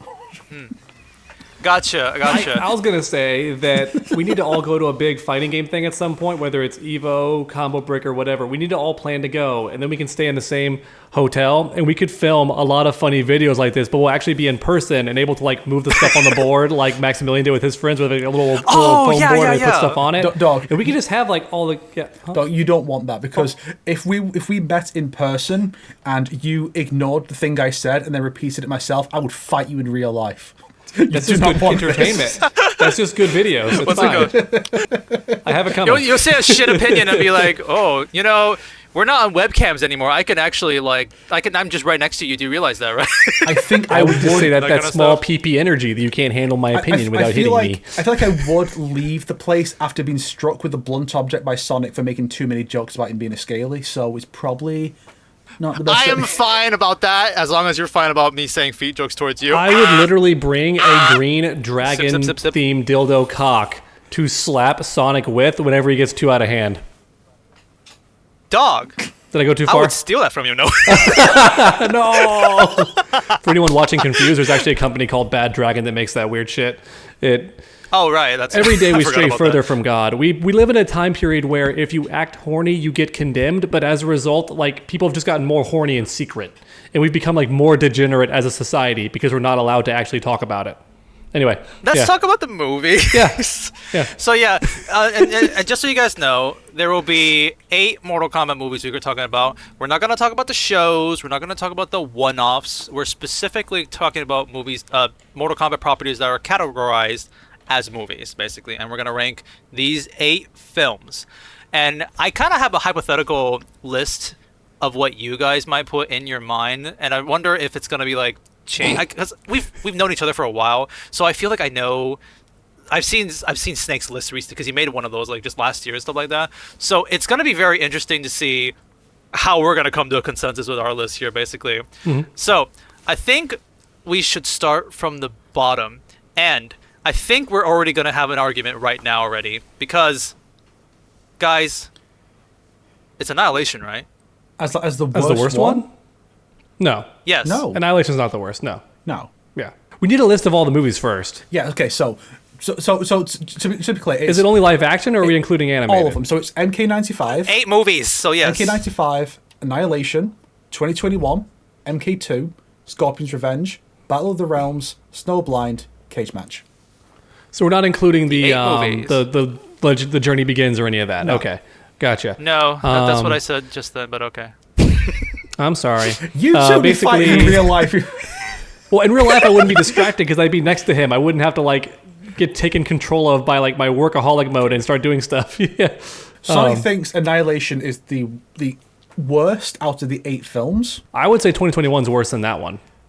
I would say Battle of the Realms is the worst one. You're right. Okay, we agree. no, okay, guys. High five. Guys. Guys. Yeah. Okay. Wait, but he said 2021. You said Battle of the Realms. That's different. No, but I said I agree with him. And technically, so you're going to change it to Battle of the Realms? He didn't say 2021 is the worst one. He said it's worse than Annihilation. Sonic, your brain is cooked. Stop. Sonic is cooked. No. Back it up. Back it the fuck up here. I don't care how much Battle of the Realms or Annihilation. Not Annihilation. Battle of the Realms or 2021. I don't care how bad they are. This is Annihilation we're talking about here. Yeah. Yes. Do you guys not remember this fucking movie? Annihilation's funny. Do you guys Sonic, okay. I've seen this film more times than you have, I guarantee. I fucking love this movie. Yes. Boys. I love it because of how dog shit terrible it is. Yeah. It literally fails at every aspect of a movie should be in terms of story, in terms of the characters, in terms of like the effects, in terms of what happens. It is a dog shit adaptation of a video. Dog made a fucking 20-minute video recently talking about how much he hated the fucking shit that happens in the Mortal Kombat 2 movie. Sonic. And we're not doing that for Annihilation? May I ask, do you enjoy watching Annihilation?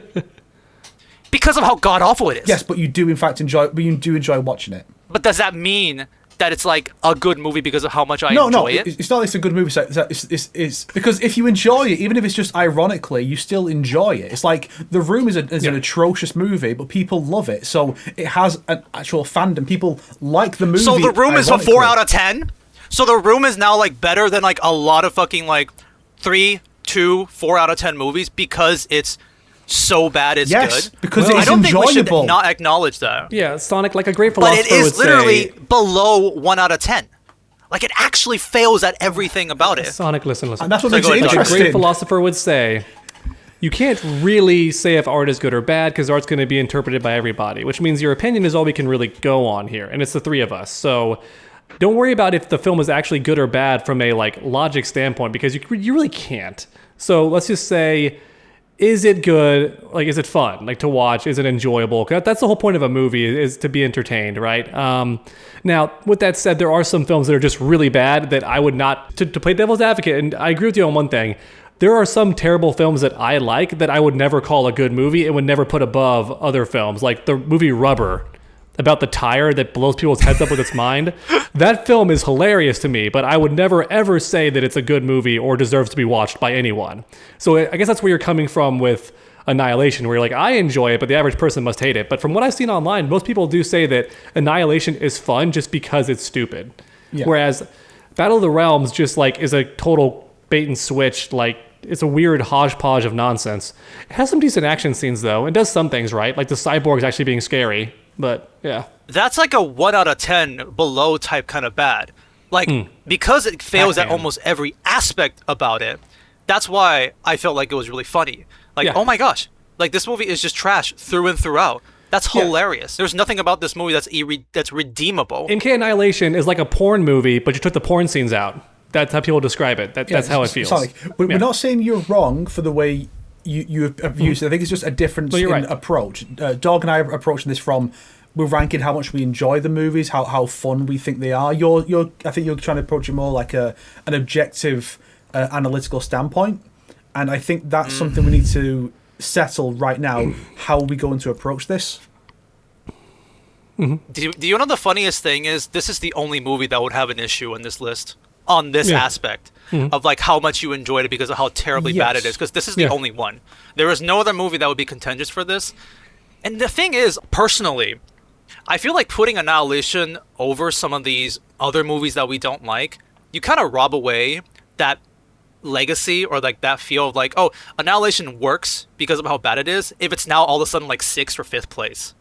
Because like, I'm not joking when I say this, if in this hypothetical tier list, Annihilation is either the worst movie on this list or it's the best. That's how much I love that movie. Because of how terrible it is, such a unique experience. I can put it on first place because of how bad it is. It's either there or the last place. If it's somewhere in the middle, you take away that essence of like that nisms of like how bad it is. If somebody looked at our tier list and saw Annihilation on 6th place, they'll be like, oh, it must be like pretty decent. It's better than 2 or 3 of these movies. They watch it and be like, what the fuck were you on? Like the ballet dancing, the shitty CGI characters that show up out of fucking nowhere. No one's going to see our tier list in isolation. They're just going to see the video in which we explain Annihilation is not. We might post a tier list on Twitter. Movie. It's fun to watch. especially if you've got friends you can riff on it with and have some fun in a way that something like Battle of the Realms isn't. Battle of the Realms is just bad in a boring way. Like, it's not especially interesting, whereas Annihilation is just really funny, the ways it's bad. Yeah. Annihilation was trying to build on something that wasn't really there yet, because the game still like barely had a story, and it's very goofy, but like the first film was like setting it up. Whereas I feel like with Scorpion's Revenge leading the Battle of the Realms, you thought something cool would happen, because Scorpion's Revenge wasn't god-awful, and the story of Battle of the Realms is so absurdly simple. You're just adapting MK2. It should be the easiest thing in the world, and they fumbled it so hard. And they even did like hilariously dumb things, like put the one being in it, but it's just corrupted Shinnok scaled up. And I guess you could argue that Battle of the Realms is so bad it's good too, if you just turn your brain off and go in knowing it's bad. Because when Sub-Zero shows up just with Iceman powers, and I'm like, guys, you can't just suddenly make Sub-Zero Iceman where he can just slide around making ice beneath his feet. He's never been able to do that on air before. That's not an ability the character has, but you know. And then Scorpion almost killing the one being, and I almost fell out of my chair watching it. I'm like, there's no fucking way they're gonna do this. There's no way Scorpion's gonna say get over here and kill a cosmic level being. Yeah, I don't know. They're both pretty bad. I'd say one of the ways that Annihilation is just better, like flat out better than Battle of the Realms, is the fact that it has actual fights. Battle of the Realms, a lot of those fights are just in montage. Fuck off! It's a film about a tournament. 5 seconds long. No, it's a film about a tournament. Tell me and one half good the fights fight are skipped over. in Annihilation. No, Annihilation. Tell me one fucking great fight in that movie. I never said they were great. I said they I are, love in that fact, The movie. Cyrax fights. one was pretty good. One The Cyrax great Jackson Sonya fight. fight was pretty fun. The mud fight with Sonya It and was Melina was fine. pretty fun. You like Yeah. them jumping around and the explosion happens and Jack's saying the funny one-liners. Yeah, yeah, But get is it some. great? But the thing is, I'm trying to think of really good fights in Annihilation. I'm just trying and to find like, fights maybe in that Battle of the one, Realms that are longer than 10 seconds. Maybe. Yeah. There's like 2. here's the thing, Sonic, is The cyborg fights were pretty decent. The very intro where it's the about wars a were fighting happening. tournament, and the entire, like, almost the entire first round is skipped over in montage in about 30, 40 seconds. Oh, don't get me wrong. That's shit. But there's still action. There's still gore. Annihilation, you got ballet dances. You got flip-de-doos. You've got CGI monsters showing up at the end of the fight for some I reason. love that shit. That's entertaining. When I critiqued 2021, I was like, dude, the Melina and Sonya fight in 2021, it's not that good, honestly. I'm gonna push the part in Annihilations as a side-by-side to dunk on 2020. Oh, actually, that mud fight was pretty bad, too. Like, I rewatching some of those fights, it's just like nothing. It's just like it's very fucking entertaining because of how bad it is, but it is terrible fights. Yeah, I mean, I understand, like, the more we talk about it, the more I'm coming over to the more I come over to Sonic's side, but I guess we have to vote and move on. Are we just going to do it based on votes? Because we have, like, democracy here with 2 versus 3. You know, we have 3 people, so it's always going to be 2-on-1. We do have democracy. So basically, you guys already won. Annihilation is not the worst movie on this list. Battle of the Realms, cool. Gotcha. Yeah. Nice. All right. So we all agree it's Battle of the Realms. So yeah, now, sure. we, Yeah. now I'll we put need it to there with spend you 10 guys minutes too. arguing whether Annihilation is better or worse in 2021. Because I think we can all agree these 3 are the worst films. Don't, because you guys think it's better. So Well, actually, I don't know if I know that, Sonic. You're wrong. really, yeah. you think 2021 has better aspects than Annihilation? Maybe. So, Well, because... just to kind of bring the temperature down a bit, do we all agree that these are the worst 3 films? Yeah, I think so. In my opinion, if we're talking about enjoyment, I find Annihilation to be better than a lot of movies on this list currently. Since this is about enjoyment now. We're not talking about objectively being good or bad. Well, then I'd say it's a balancing act. It's like enjoyment versus like being somewhat true to what the fans want, not just like us, you know? So Annihilation has none of that, basically. 2021's I mean, like, biggest what the issue is fans Cole want. Young. If you take Cole Young out of the movie, I think it's got some fun fight scenes in it. The story, while it's very different from the games, is at least like cohesive. It's like, oh, here's the characters. Oh, they're training. Oh, they're sabotaged. They're ambushed. Oh, here comes the big final fight. And then there's like the last fight with Sub-Zero, which is like built up from the beginning, I suppose, because he killed Scorpion's family. Now he's trying to kill Scorpion's descended family. So there's a bit of a through line there, but it's kind of just tacked on. I would say that at least 2021 has lots of fan service in it. Cole Young's terrible, but at least they tried. Whereas, like you said with Annihilation, they had no clue what they were doing. So I think here's where I'm more divided on it. Like, I'm not clickbaited by 2021 like I was by Battle of the Realms. I was straight up clickbaited with that movie. To be fair, you both give Battle of the Realms like 1 out of 10.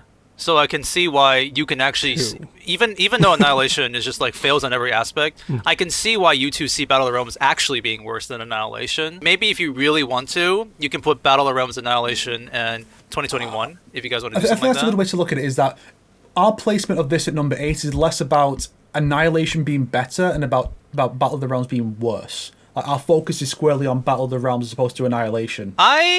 I can accept that a bit. But then I guess because you think Annihilation is the worst one, you're focusing more on Annihilation, the fact that we're putting it above something else, and so it leads to this friction.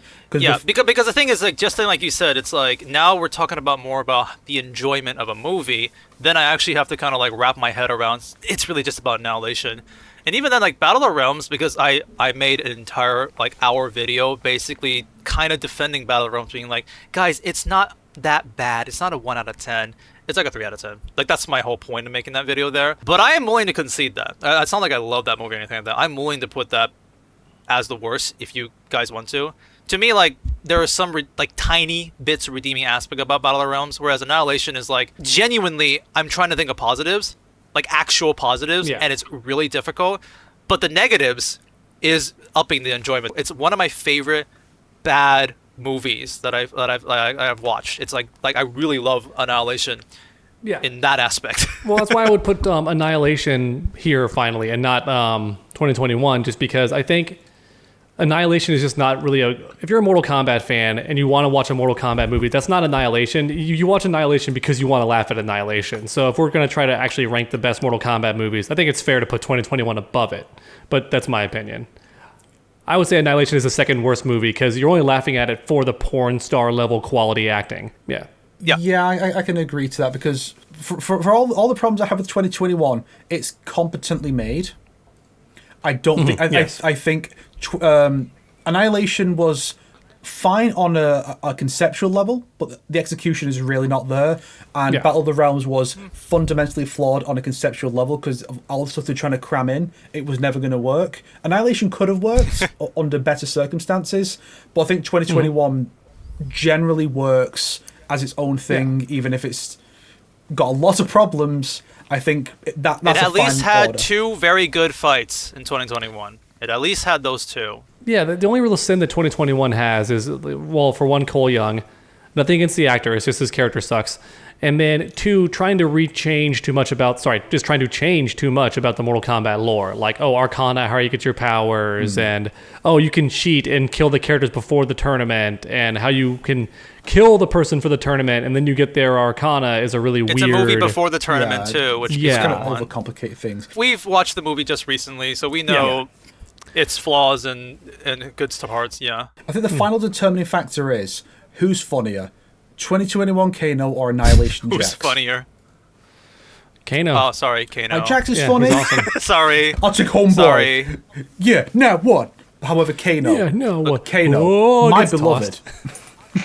Kano, my beloved son. Beloved Kano, indeed. I love Sindel, too, in Annihilation, but not because she's a good character. I just feel like she's there being like, look, I know this is gonna be a shit movie. I'm gonna go all out, just be like as fabulous as I can, like hamming it up, as they say. She is hamming it up, which is awesome. And then for some reason, my buddy had a huge crush on her as a kid. He's like, dude, that's when I learned that I was a MILF lover. Indeed, there you go. Oof.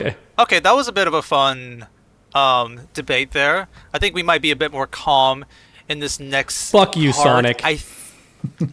No, actually, I do think, Dog, you're gonna get pissed about this next part. Just as a quick reminder, the remaining films to rank are MK95, Scorpion's Revenge, Snowblind, Cage Match, and MK2. Well, I imagine that Scorpion's Revenge is coming next. But that's the thing. See, here's the interesting thing. Scorpion's Revenge would be coming next if I didn't watch your recent videos, Dog. Because just the way you phrase it, I think you would put Mortal Kombat 2 here. Or would you? Mortal That's a Kombat question 2021 definitely has to come next. Did we put those 3 down there at least? No. Okay, we're done with that one. Gotcha. Okay. That's sealed. Well, then yes, I would definitely put Mortal Kombat 2 below Scorpion's Revenge. No, I absolutely would. Because Mortal Kombat 2, it has so many gigantic, glaring plot problems and narrative problems, and I don't like how, maybe I'm overthinking it, but as someone who writes stories myself, I kind of can get inside their head. And I know their plan from the beginning was to make it a katana movie. And so they changed a lot of stuff. And I don't like that. And the more I look into it in my head, the more I find all these issues that only exist because they tried to make that the point of the movie, which was dumb because their version of katana is not katana. Like, me and Snake know what katana is. These writers, or the writer, did not understand what katana is because in the modern day, they think, oh, you're not the main character unless you kill the big bad, which is like a kid's way of thinking, but that's how the movie is structured. And Sindel's still in hell, by the way. I find it very interesting that that's like you know, I saw your video recently too. It's like those are your big contingencies of your issues. They're not. I just like wanted to bring that up for a second. Yeah. Yeah, and it's almost like Scorpion's Revenge suffers the same stuff. Like, this movie was built up as Scorpion being the main character, despite also adapting the original tournament plot. But then, the big boss gets like killed like by Scorpion. All of a sudden, it's like, wow, what a fraud! Like what you said about Shao Kahn and Shang Tsung also getting taken out. Yeah, but it's in the title, isn't it, of the movie? Is Liu Kang in the fucking title of Mortal Kombat 2? No, but it's Mortal Kombat 2. It should adapt Mortal Kombat 2. What I'm trying to get at is I'm like looking at Scorpion's Revenge, and it's like, there's a lot of aspects here that I would think you would also have the same issues with, but you give that like a 9 out of 10. Probably because Scorpion's Revenge is the first movie, so it gets to do whatever it wants with the rules, whereas MK2 is a sequel, and it fails at even being that. It feels like its own side story, and I can also just, I don't know. I feel like with Scorpion Revenge, they tried, because they knew, okay, Scorpion's the character that it's about. We're going to make a lot of stuff about Scorpion. But, I mean, to the film's credit, Scorpion does take a backseat for a good chunk of the movie and allow other characters to still do their thing. Whereas, I feel like in Mortal Kombat 2, there's almost like nothing I like about Mortal Kombat 2. There's almost nothing I like about it, except the action scenes are cool. Revealed. I love the costumes. Well, no, I love the set designs, and I like the costumes for the most part. But like story-wise, I don't think I like a single thing about Mortal Kombat 2. For me, I don't feel particularly strongly about either film at this point. I think I think they're both fine for what they are. Interesting. Okay. I've mellowed out a lot on a lot of things with MK over the years. Yes, he has. with MK2, I think one of the things I find odd about it is Scorpion's Revenge is it's Scorpion's story through and through. You have the B plot with the other characters, but it is Scorpion's film, and that's what they told us it would be. MK2 is initially the first half is the Johnny Cage movie, and then when you get to the finale, he's doing the B plot. Katana's doing the A plot. Well, all of a sudden, like Katana's like the B plot heroine is now switching over to the A plot. It's like more along the lines of like if the finale of Scorpion's Revenge is you get to Liu Kang gets to fight Goro and he wins and beats Shang Tsung while Scorpion's just doing his own thing off to the side against Quan Chi as the B plot. Which is kind of what they did with Sonya and Johnny. Yeah, I mean, that is B plot, but it's kind of like that actually too. Like, there's a lot of aspects that Scorpion's Revenge and 2 share, whether it be positive or negative, that I think about While it. I enjoyed MK2 more overall, I think structurally in the way it was written and planned out, Scorpion's Revenge generally works better because again, it's just like this is the guy who's the main character, as opposed to MK2, which like your time as the main character is up, Johnny Cage. Fuck off and do the B plot. Katana's doing the main thing, and they do try to have like both like. Parallel each other at the end, where his actions help her and whatnot, but I just don't think it works as well as maybe they thought it would. I want to add something here. So I wanted to bring this up actually really early on in the episode because I thought it was interesting. I've been reading a lot of and watching a lot of interviews about like behind the scenes shenanigans, about like cool facts about Mortal Kombat 2 and whatnot. And the actors do say some interesting things that I looked up recently. Like just for example, the Uncaged Fury scene where they filmed that shit. Yeah. A majority of all the actors that were playing in that were like the stunt doubles for the actors. Oh, that's cute. So it's like you get the little cameos there. The lady with the rocket launcher was Sonya's stunt double. I thought some you cute were things gonna like say that. Yeah, so Johnny effectively just like killed his future wife. Damn, what a chat. In the movie. But there was actually an interview that came out recently from the writer's perspective because there's not that much about him in terms of like footage and whatnot, so I'm like, oh cool, there's actually some insight from the writer. He talks about things like how the moment he got on set, he was like, okay, so we're killing Ko Young, right? Like as the first thing, we need to bring back Kano, right? I want Kano on this or I'm not writing this movie and stuff like that. So there's some pretty cute things and whatnot. There was one thing that he said that I thought was very interesting, and it almost kind of like it's a little bit of like agreeing with the point that I had when we were discussing this movie last week. The joy of Mortal Kombat is you put a quarter in the machine and you select a different character and you have an entirely different story. So my argument was we don't need to be tied down to just one POV. Let's introduce some new characters.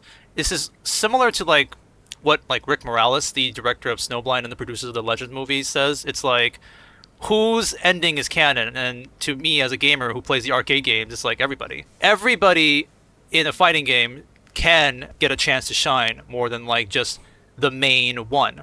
And to me, I kind of like that for a fighting game approach, fighting game movie or story approach, where it's like you get to see multiple perspectives. You don't need to just follow, just like have a really main one and just follow that through and through. Not saying that's bad, you know. Obviously, like the '95 movie is, we're going to talk about that. That's amazing. Well, it's a Liu great Kang. concept. Scorpion is the main character.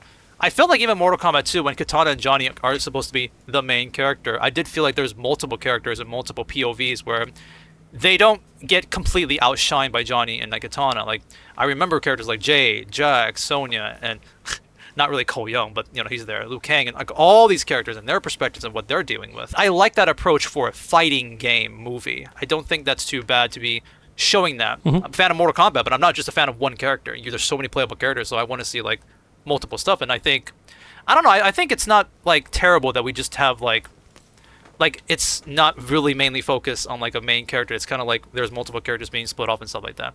That's just me. I just want to point that out there. Yeah, I love the concept. I don't really see that when I watch Mortal Kombat 2, though. I see two main characters, but one's not allowed to be the main character. He's more of like a joke character and the human character, whereas Kitana is like the badass hero character who does all the heavy lifting, like as far as like beating the villains and stuff. And also she's the one responsible for being the intel. You know, she's like the behind the enemy lines character, all that. Jade has some moments, but when you think about it, Jade could be removed from the movie and it doesn't really change. You could remove a lot of the characters. 5 or 6 characters could be removed from the movie. Yeah. Kano could be removed from the movie, but he's there and it's fun. No, Kano's great. I'm just saying, where are the main character But he could be removed moments, from the movie. though? Like, for everybody else, where are the main character moments? Because that's what they said, but I can't think of any other main character moments. Like, Johnny gets to share his main character moment because his big thing is like, oh, he gets his powers and then he helps destroy the amulet. But I mean, it's not the same as like Kitana. Like, characters literally get away from Kitana so that she can have her moments several times in the movie, which is fine. I'm just saying, like, if it was advertised that way, it wouldn't be a big deal, but the film didn't really advertise it as much that way to me. And actually, that shouldn't matter. It shouldn't matter if it's advertised that way. You should be able to go into a movie blind and still enjoy it. I guess, yeah, man, I suppose my main issue would be that Scorpion's Revenge, when they give Scorpion Liu Kang's moment, that is dumb. No one likes when Goro's killed by Scorpion randomly because, one, it robs Liu Kang, but also it's not a real win because it's like some dumb behind like the back kill. However, it's Scorpion's movie. It's like on the title, so you kind of understand what they were thinking with that. When they take away Liu Kang's moments in MK2, I don't see the reasoning, except that they wanted to give it to Kitana for reasons unknown to me. When I watched Mortal Kombat 2021 and then Mortal Kombat 2, I don't feel like Liu Kang's moment got stolen because he never started it. That's an issue too, I suppose. But like, everyone knows Liu Kang for defeating Goro and defeating Shao Kahn, you know?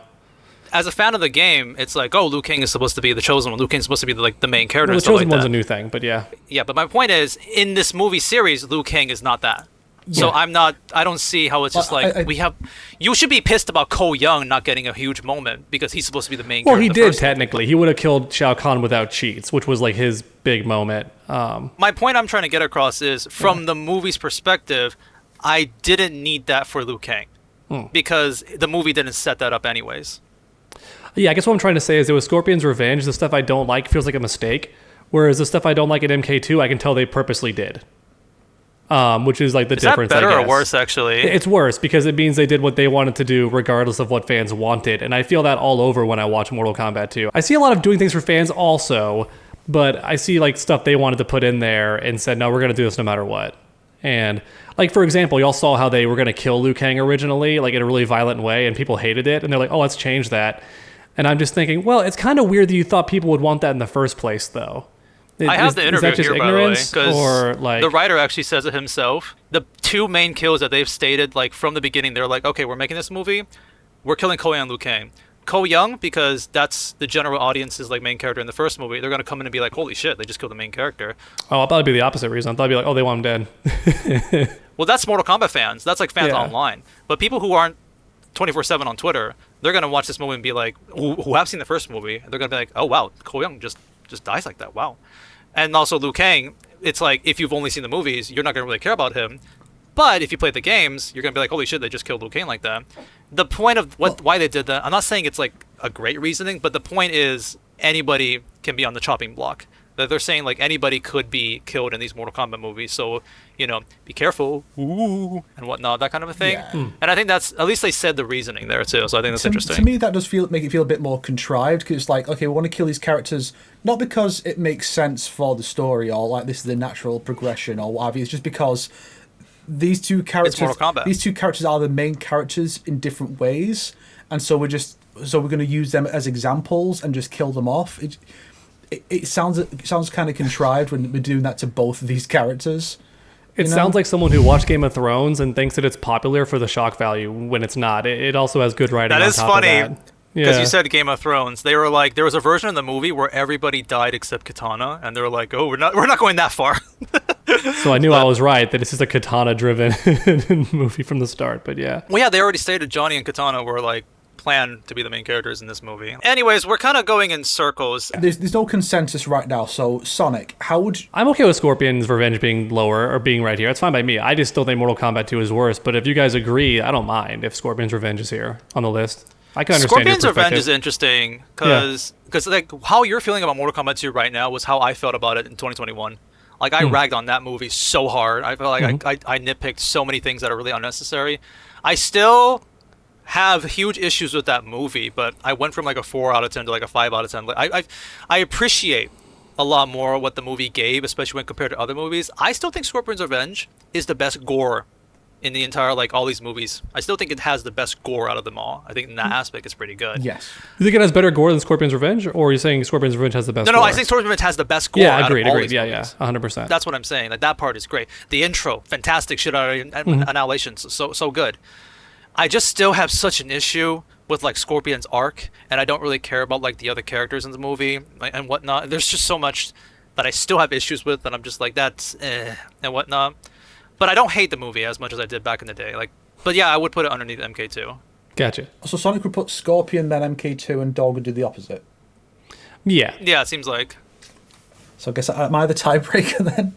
Yes, you are. I guess. I think that Scorpion's Revenge just does so much, and I like all the risks they take because it feels like it was coming from, like, I don't know, there's so much art to be found in Scorpion's Revenge. I feel like Mortal Kombat 2 doesn't have any big reasons why I'm like, this is why I enjoy this movie. I can't think of too much. It's just that the fight scenes are cool. Like, the stunts are good.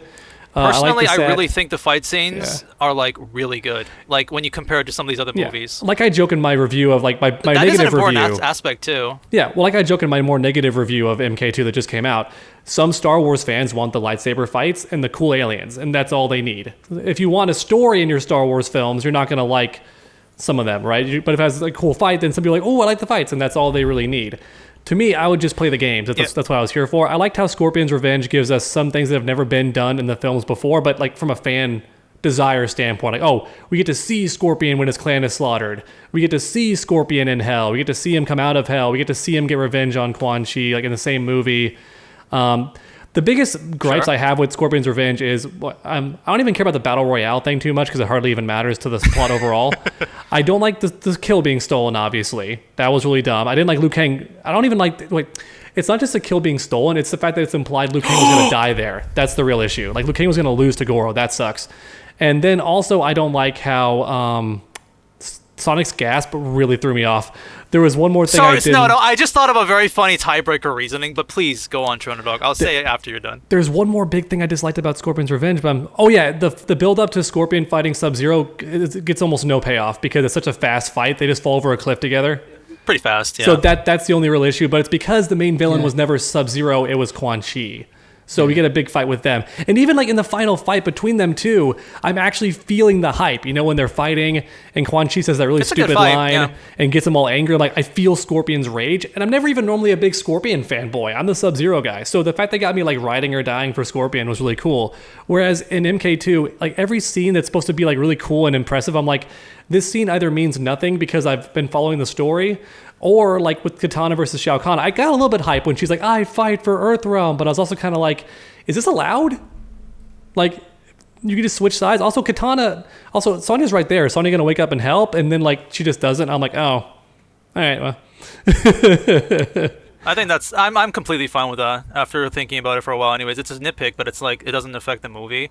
This thing about Scorpion is just like, what was his arc? Like that, I'm still like debating about this. Was it for revenge or was it for like to help Earthrealm? Because it was he keeps revenge. switching around, and by the end, it was revenge. You think it's for revenge? That's you his think main that he thing. gave up Yeah. and helped Liu Kang for revenge? That's what I mean. It's so confusing to me to this day. Well, you can have both, obviously, because he does get that speech with Raiden and everything where he gets through to him, which is nice, because unlike in MK9, we actually get something that comes from that. Because remember in MK9, like Raiden speaks with Scorpion, but it goes nowhere. It leads to nothing. He ends up being he ends up being Quan Chi's slave again. It goes nowhere. I like how in Scorpion's revenge, it actually mattered, and it does clearly affect him a little bit. But I'm just saying, like, as the viewer, the main reason you're watching the film is for Scorpion to get revenge. Like, that's the main thing you're watching for. Sure, but at the same time, the entire movie is constantly being like, Scorpion, don't let rage consume you. Don't do this. Don't get revenge, Raiden says. It's not too late. Don't betray. You know what? Okay, I'm gonna help you guys, Luke. Revenge! But doesn't he just get revenge after he helps, though? So he still does both, doesn't he? But the messaging is pick one. The message is pick one. That's what it is, like, because he doesn't have to sacrifice his chance at revenge to do the right thing and complete his arc. He just gets to have his cake and eat it too. He gets to do both. Well, couldn't that be described though as like do the right thing and you get rewarded by what you wanted in the first place? That's not a terrible Reward message. is revenge. Yeah. Such a dark fucking message. Well, but it's good revenge though. It's revenge against a terrible person. It's not like Scorpion's revenge was never a bad thing. It would be like, I get where you're coming from if his revenge would be like a whole net negative for everybody, but it really wasn't. It just happened that, can you put off your revenge for a little bit to help us? And he goes, yes, I can. And he does that. So the good guys win. And then as a result of him delaying his revenge, he gets to have it in the end because he did the right thing.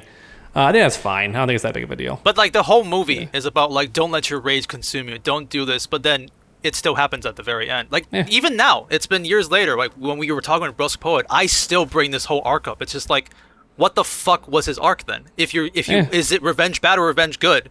Because it's almost so confusing in terms of like what it's getting off of.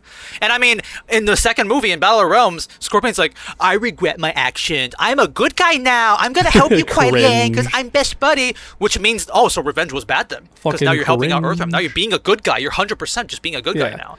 I guess it's not a big deal to me. Yeah, that's all I'll say on it. It's not how I feel about it's not a criteria. And there we go.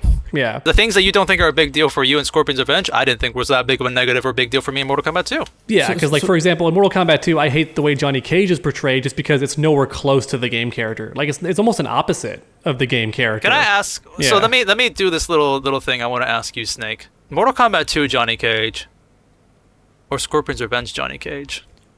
Well, MK2 obviously he's. That's what I was laughing about, by the way. That's what I was laughing about. When he's just so obnoxious, like he's not funny.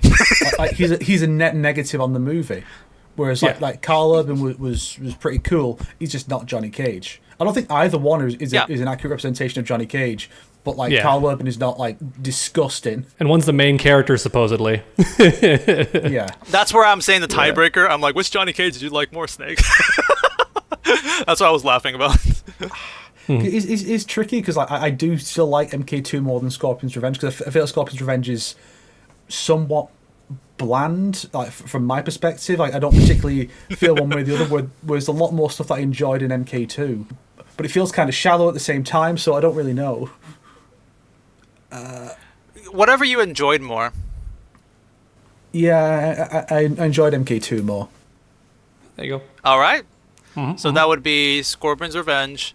Than MK2. Which is fine. I think most people would agree with this take, honestly. So that's all good. I've never been against like being the minority opinion. I still think Spider-Man: Homecoming is a bad movie, and most people like it. Yes, you said it like 5 times on this podcast already. Thanks for repeating it.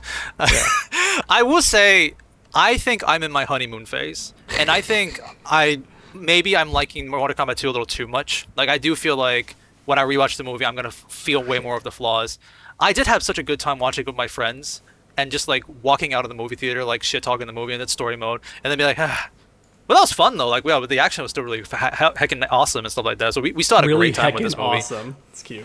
Really It heckin' was really awesome. heckin' awesome, guys. I need more time to process it, but I think this is a fine placement. So now we are down to the last 3 movies currently. Well, what do you guys think is next then? MK2.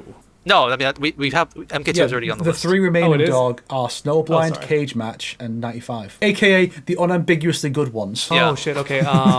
Cage Match goes next then for me because Cage Match is fun, but it's like a side story. It's Yep. not. Yeah. Cage Match is like when you're such a big Mortal Kombat fan that now you're doing the side quests. That's what this movie is. It's not the meat. Cage Match is next for me too, actually. Like I would put it around here. Yeah. It's cute though. We've said it before that it and Snowblind are like the polar opposites of like how of like on the good side Yeah. of MK films, whereas like one is like a serious emotional drama like action film, and the other one is a fun comedy. And they're going for very different things, and they both do what they're going for really well. Like, you know, I was always surprised how well the Johnny Cage movie worked out with Joel McHale, his version of Johnny. Back at it again. They just tone him down a bit, and it's like, wow, it actually works now. Yeah. Yeah, so they're going for different things, but I would say because it's going for more for comedy, it feels a bit less MK. It doesn't feel like it's untrue to the source material per se, but like tonally, it's not. It doesn't feel like what you think when you think MK, you know? Yeah, which I think is fine considering this is like an animated like side story kind of a movie, and I think in that aspect you can just do whatever you want in terms of like portraying the style and stuff like that. I will personally say Cage Match is a movie that lives or dies by if you find Johnny Cage to be funny. If you don't like Johnny Cage, you're not gonna like this movie. If you like Johnny Cage, you'll have fun. And I do see both sides of the opinion before. Like I've seen like people be like, Johnny Cage is not funny in this movie. So I'm like, okay, you're not gonna like it then. And I mean, that's not just about the humor, obviously. I think even the art style is still like very beautiful and unique on its own. I really do like the Sure. Forget about that. like the experimental stuff that they're doing, trying to capture like the 80s style and like the flashy colors and stuff like that. It's very cool in that aspect too. Cage Match is a movie with its own plot that happens to have Mortal Kombat characters. That's the real difference. You know, it's like they're just kind There of you along go. for the ride. Yeah. But it is pretty. It's a very pretty movie. Yeah. Cage Match is like a movie that Johnny Cage would make. Yeah. It's also very good that it gave some spotlight to some lesser known characters, particularly Ashra. That was really that's cool. cute. And the Shadow Sisters. Shit, what was it called? Yeah, The- Serena, the- Kia, and Jataka. Even if Serena's implementation was, Really didn't bad. Particularly, particularly care for that, but we got Also some- very funny. I think it's cute. Yeah. Because if you're not a fan, you wouldn't know who Serena is and care why it's a big deal. Yeah. I do think it's interesting that like right after we watched Cage Match, I remember this. We were asking like, what did you like more, Cage Match or Snowblind? Both of you said Cage Match. So it is interesting to see like 2-3 years later that now the opinion has swapped. What it comes down to is a recency bias.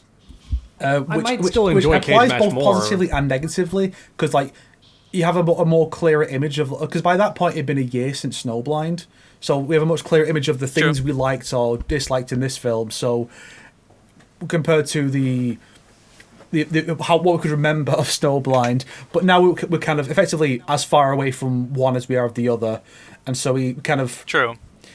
yeah. Honestly, I don't even know if MK2 would be as high as it is now if they were doing this like a year from now. It True. might go further down. Hell yeah. I'm not kidding. In Join my me. head, I had it higher. And I do actually think it's kind of interesting that's like Snowblind and Cage Match, though, in terms of personal enjoyment, they're very close. Like, they both are like neck and Yeah. neck in terms of like which one I like more. But I do personally still like Snowblind a bit more, which Snowblind, I like this movie specifically because not only does it do something very unique in terms of like I don't experience this in a lot of movies, which is the third act saves the entire movie. Like, I feel like the third act of Snowblind makes up for a bit of the slower story pacing of the first 2 acts. That's pretty cool. Like, I can't appreciate a movie being really good and making up for the first 2 acts, like, on the later half. And then I think the twist works. which I was surprised about. I think I should have hated that twist, but I was like, this is a pretty damn cool like story because of this twist. Like it explains a lot of like what's going on and all that kind of jazz. And then of course like spaghetti western, it's like, oh, old man Logan, oh, that kind of stuff and whatnot. I think all that works and whatnot. I just wanted to add saying that I probably would rather watch Cage Match. I could even think Cage Match is a better movie than Snowblind. I'm not sure I feel that way now, but that's not what we're doing. We're ranking the best films, and I usually like those are two different things for me. When you're asking what I like the most versus which is better, those are two different things.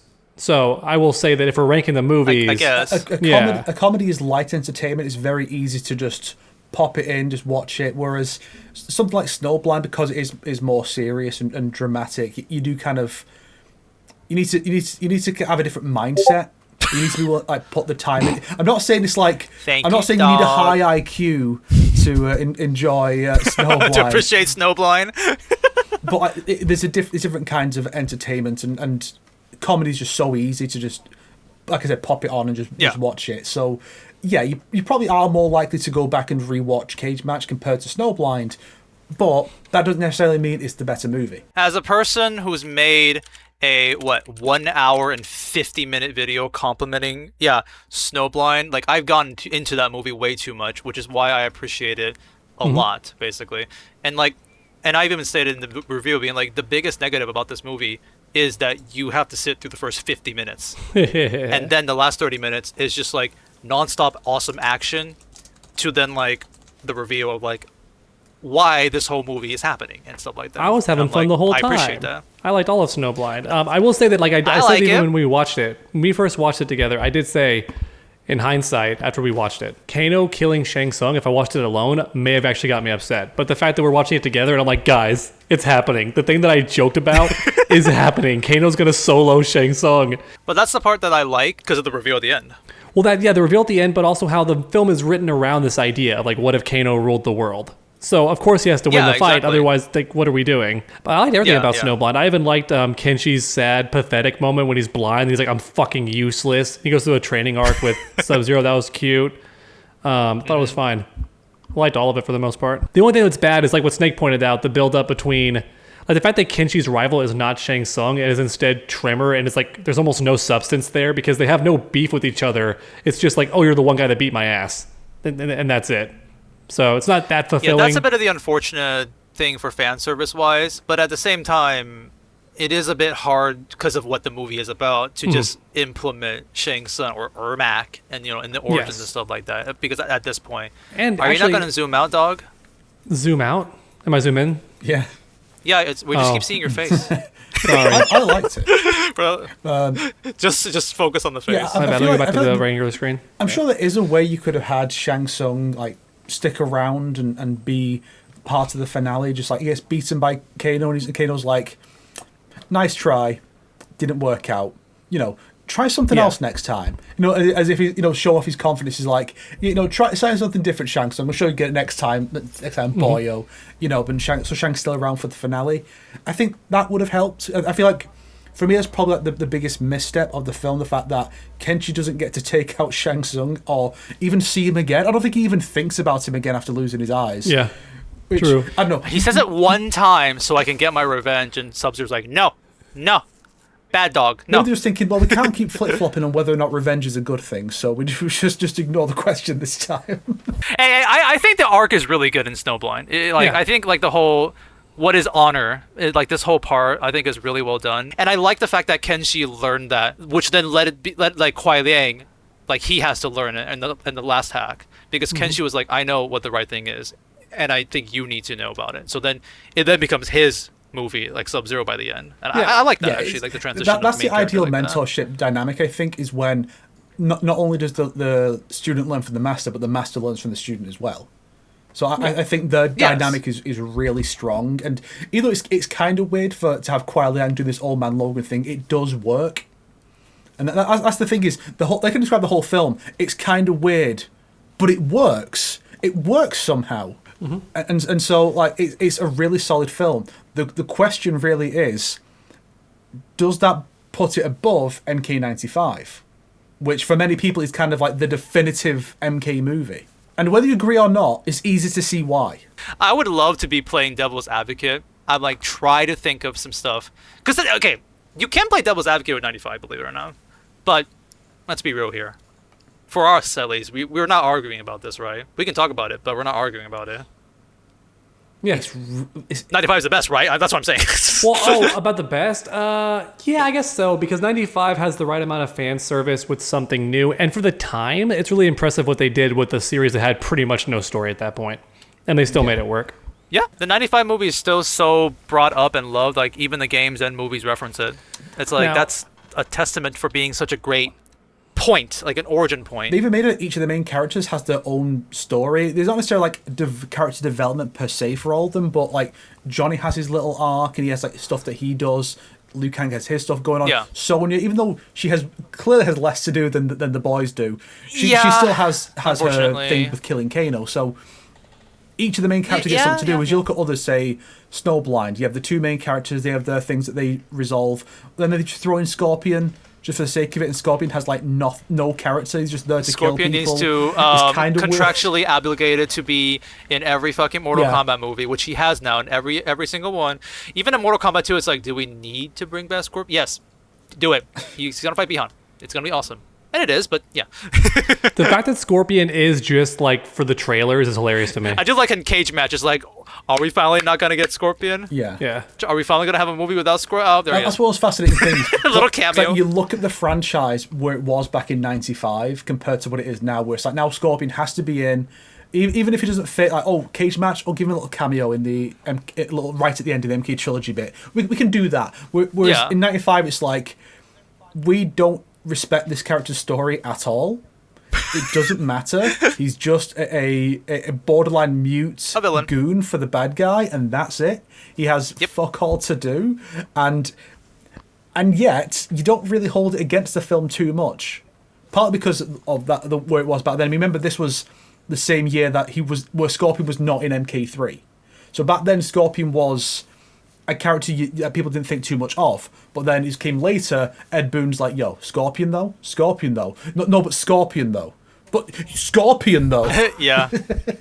My baby. My baby. It is interesting because I still love what you said, Snake, about like the 95 movie. Like your review of the 95 movie, which is, it's a 6 out of 10 movie, but a 10 out of 10 Mortal Kombat movie. That was your quote. And I'm like, yeah, that's how I do feel about this movie. It is such a awesome Mortal Kombat movie, but as a movie on its own, maybe not so much so. I'll even bring this up because I actually watched this movie. This is a long time ago because like this is back when I was about to make the Annihilation Sucks video, but then other things happened. I watched this movie with like 3 of my other friends who are not Mortal Kombat fans, and I was like, the main reason I wanted to watch that movie was because I wanted to watch Annihilation with them and record the reaction, and so whenever that happens, you'll see that. But before that, I watched the 95 movie with them. And their reactions, not that positive. Like, I mean, like, it's not like super duper like, whoa, that was such a fun Mortal Kombat movie. They were just like, well, that was a 90s movie through and through. It's definitely like that. It got that old cheese and all that kind of stuff. One of the, it's not like a huge issue, but I do want to bring it up. Because I did say this in like earlier on in like the reviews and other movies. In terms of like great martial art, like choreographed fight scenes, it's only the Scorpion and Johnny Cage fight and the Reptile and Liu Kang fight. Like every other fight in the movie is good, fine, or eh. But like those are the only 2 fights that are like actually just like great. And even when I was watching with my friends, they were kind of being like, ah, the 90s cheese, stuff like that. When Scorpion was fighting Johnny Cage, it was like, well, hang on a second, this movie is actually good. Like, whoa, wait, this movie actually has good action scenes? When they got to that, whoa, wait, this actually, they kind of locked in here? So, it is interesting to see, like, because we're Mortal Kombat fans, we're biased as fuck, we're gonna love 95, but I do think it's interesting to be like, there are some aspects that maybe some of the other movies do have that are better, and stuff. It's not like just picture perfect, like, that I think that's how we're putting it number 1, but as in terms of like enjoyment as a Mortal Kombat fan and all that aspect, booyah, sure. No quarrels. Yeah, like Sonic said, there's certain films that do certain things best. Like a lot of people probably say Scorpion's Revenge or 2021 do Scorpion better, and 2021 especially does Bi-Han better. Yeah, and that's a fair assessment. But when you take everything, not just certain pieces in isolation, you take the whole thing. This is like the best distilled representation of MK overall, even without the gore, even with Scorpion Sub-Zero being done the way they were. Yeah, this is just so far the best one. It can be bested. It can. They clearly tried that with Scorpion's Revenge. They just It just wasn't going to work with the time limit they had on that film because it's animated, so it was going to be shorter.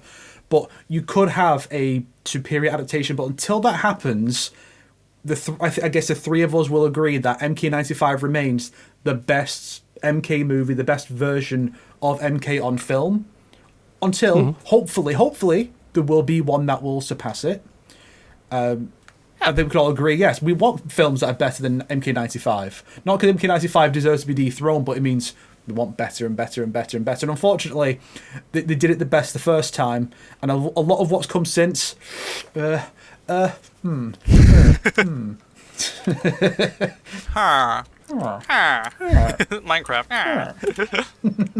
I wanted to read this one comment I saw because it was a really good... it was such a cute, genuine comment talking about why the 95 movie is so good. He worded it in a very nice way of why 95 is good and why everyone keeps bringing it up. But I found the funny one instead, because I brought up how Katana acting so stoic over her father's death. And yes, I get that she's probably 100 years old by now because she's a Denian and whatnot. I still think she'd have a child's brain. Are you talking about... Okay, you're talking about Mortal Kombat 2. Sorry, I was thinking... Yeah, how she doesn't cry over her dad's death or not really like show any huge emotion over it. She cries heavily after her dad dies.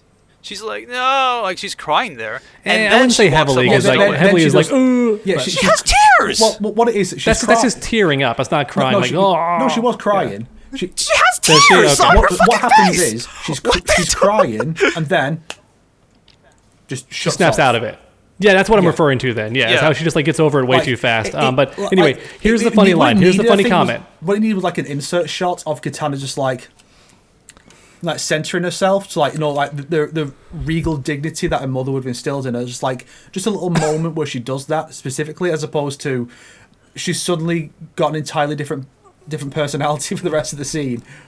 And also, it's really funny. Well, that's because they want her to be badass from the beginning because she's the main character, so she's got to be cool immediately. And it's just not a very good arc. If she was like scared of Shao Kahn at the start, like she's looking up at him like oh my god, like just terrified of him, that would be a better arc to her finally facing him in the end because she's scared of him. Anyway, here's the funny comment. Let me read it real quick.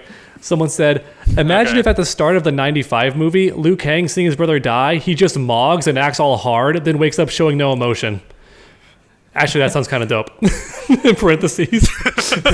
But I mean, yeah, Liu Kang freaks out over his brother dying. It's like his trauma for the whole movie. So when he is finally better in the end, it's like an actual arc. But I'm trying to find the cute comment about 95. It was so sweet. But y'all keep talking. Yeah. I'll add this since you brought up Katana though. It was really funny with she's with not Katana that good in 95, unfortunately. The Katana is so funny because you go back to the first film. What do they show the logo over? Like it's raining after like these awful murders that have been done. This poor father just died after his family were killed. But there is some hope. Then Mortal Kombat over the rainy trees. MK2, it's like Katana just stood there awkwardly because they were told this shot needs to last 10 seconds, young actress. Please stand there doing nothing for 10 straight seconds. It was no. What's funny about that scene was it was only like 2 seconds, which is why the logo only shows up Mortal Kombat. Okay, that was like such a short font. Like, huh? It was so fast. That's what made it funny. I was like, that's where you want to put the logo. Like, it was almost Cabin of the Woods level of funny. Yeah, with how fast it was. If they removed that logo scene, I would have been completely fine because after her scene, it cuts to Uncaged Fury, which does. Oh, does it say Mortal Kombat? I think you could put Mortal Kombat there. No, that's Uncaged Fury. No, my bad. Another way they could have done it is just cut to black, the logo fades in for like 5 seconds, and then we move on. I got it. When Johnny Cage is like sitting in the con, being like very sad, nobody walks up to them. Mortal Kombat, right there. That would have been a pretty cute way to do it. Well, boys, I think we've done it, and we have not ripped each other's throats out. So I think I'd call that a pretty good win. So Sonic, can you please recap the list starting from the bottom and moving to the top? Absolutely. We have number 8, Mortal Kombat Legends, Battle of the Realms. Number 7, Mortal Kombat Annihilation. Number 6, Mortal Kombat 2021. Number 5, Mortal Kombat Legends, Scorpion's Revenge. Number 4, Mortal Kombat 2. Number 3, Mortal Kombat Legends, Cage Match. Number 2, Mortal Kombat Legends, Snowblind. And number 1, Mortal Kombat 1995. This is off topic, by the way, because I saw some interviews where they were talking about like they'll bring up like there's like 4 theatrical Mortal Kombat movies, and it's like it was actually like presented in like a quiz, and it's like, can you name the 4 theatrical Mortal Kombat movies? Okay, it's Mortal Kombat, Mortal Kombat Annihilation, Mortal Kombat, Mortal Kombat 2. And it's like, yeah, I guess that's how they were titled, weren't they? Officially. Yeah. Okay, now here's the real question. This is what everyone is, of course, wondering right now, Sonic. Okay. Ranking depictions of Reptile in these films, go. Okay, so the 95 version of Reptile is simultaneously number 1 and last place, depending on which one you're seeing. Design-wise, I said before, Scorpion's Revenge is the best. Honestly, ability showcase-wise, 2021 is the best. He kind of showcases all of his abilities in that movie. That's it, right? Am I forgetting any? Oh, that's right. Silly me. He has the best dance moves in Annihilation. Oh. So there's a little bit of something for Reptile fans in each of these movies. You know, a little bit of something. The correct answer though is Conquest, because we get that whole Reptile fight with Conquest. Although he dies, but it's still a cool little.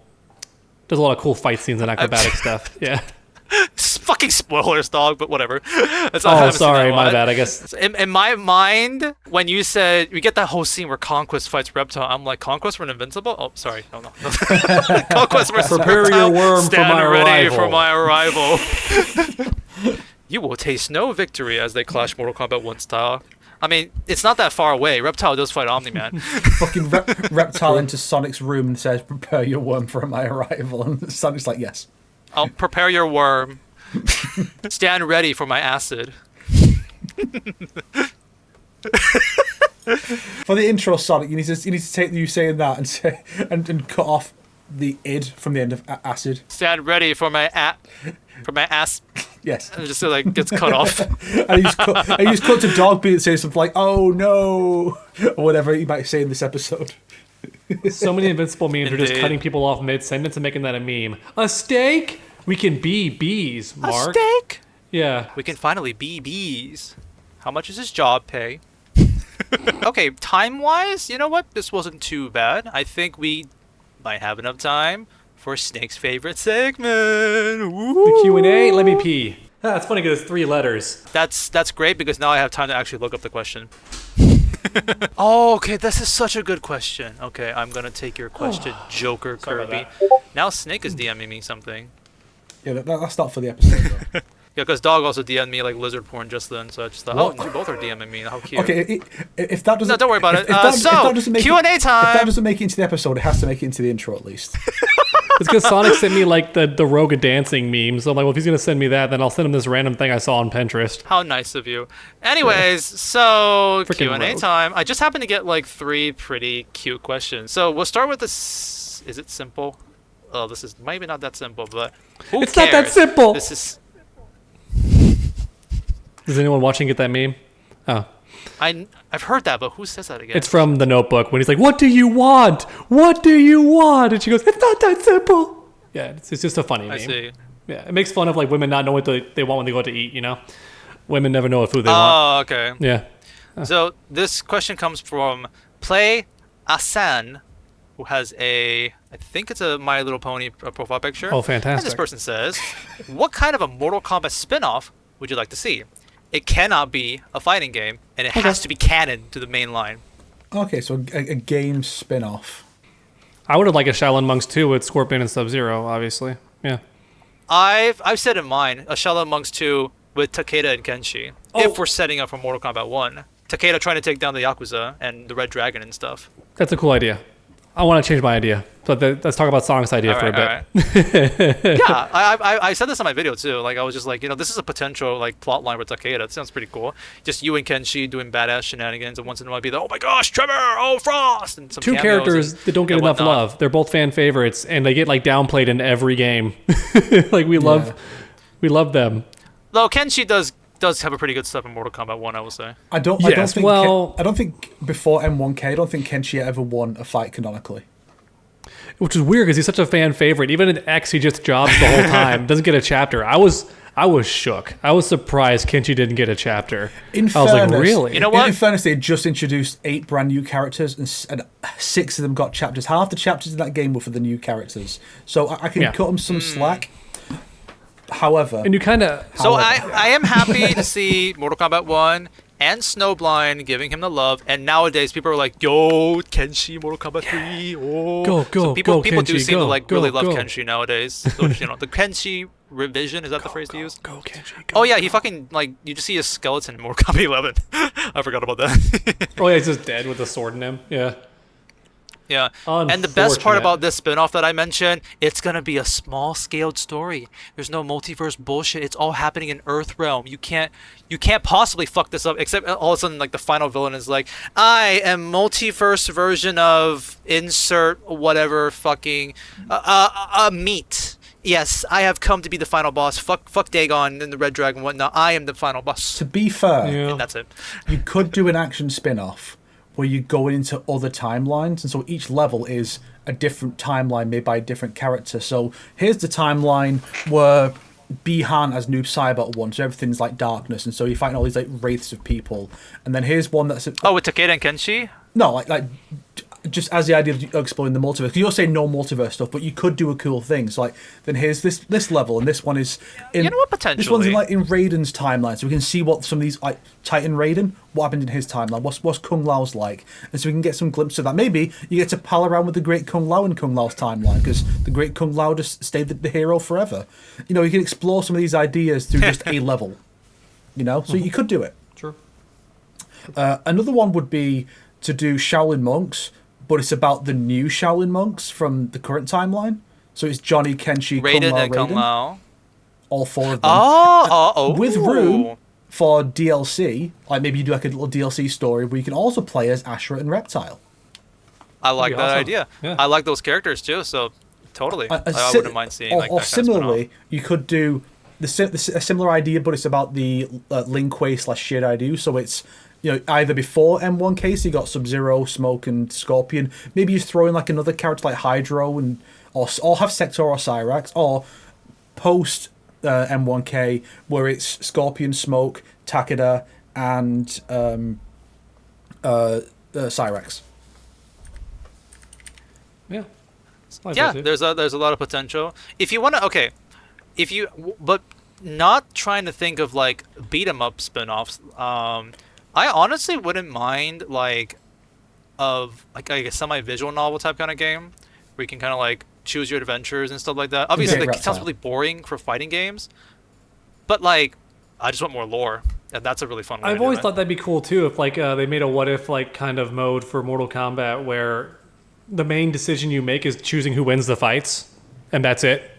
And that changes the story and like the tournament. That could be cool. But my other idea is dating sim. The problem is that's not going to be canon, is it? No. But I've always thought a Yeah, Mortal this is a Kombat dating mainline sim would be canon super questions. fun. Like, Yeah, I still love your commissions that you got of like every character in the dating sim. yeah. I got to recommission him some more. But the problem is it was just hard to pay him there for a bit.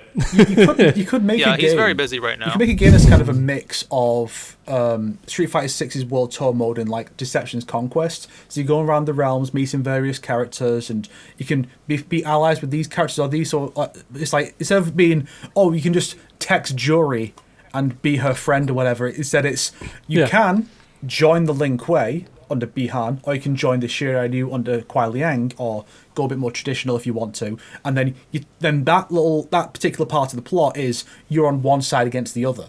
So then you're locked out of those characters until your next playthrough. So you can choose whether you're going to be like a good guy or a bad guy or what have you. And so you can just kind of explore the realms, and then DLC can add more realms in. So now we're going to do Order Realm, Chaos Realm as an expansion. So you get to pick a side in the Order Realm Civil War, or side with Havoc and take everyone out. And that way you can explore the characters and the world, introduce some original characters who are not as important, but here's some extra Lin Kuei guys and whatnot. And you're like a custom character who learns moves from everyone. So, question: would this be more like a Yakuza type kind of game, because the spin-off is trying to not be a fighting game. So it's like the world tour is like you talk and then you fight.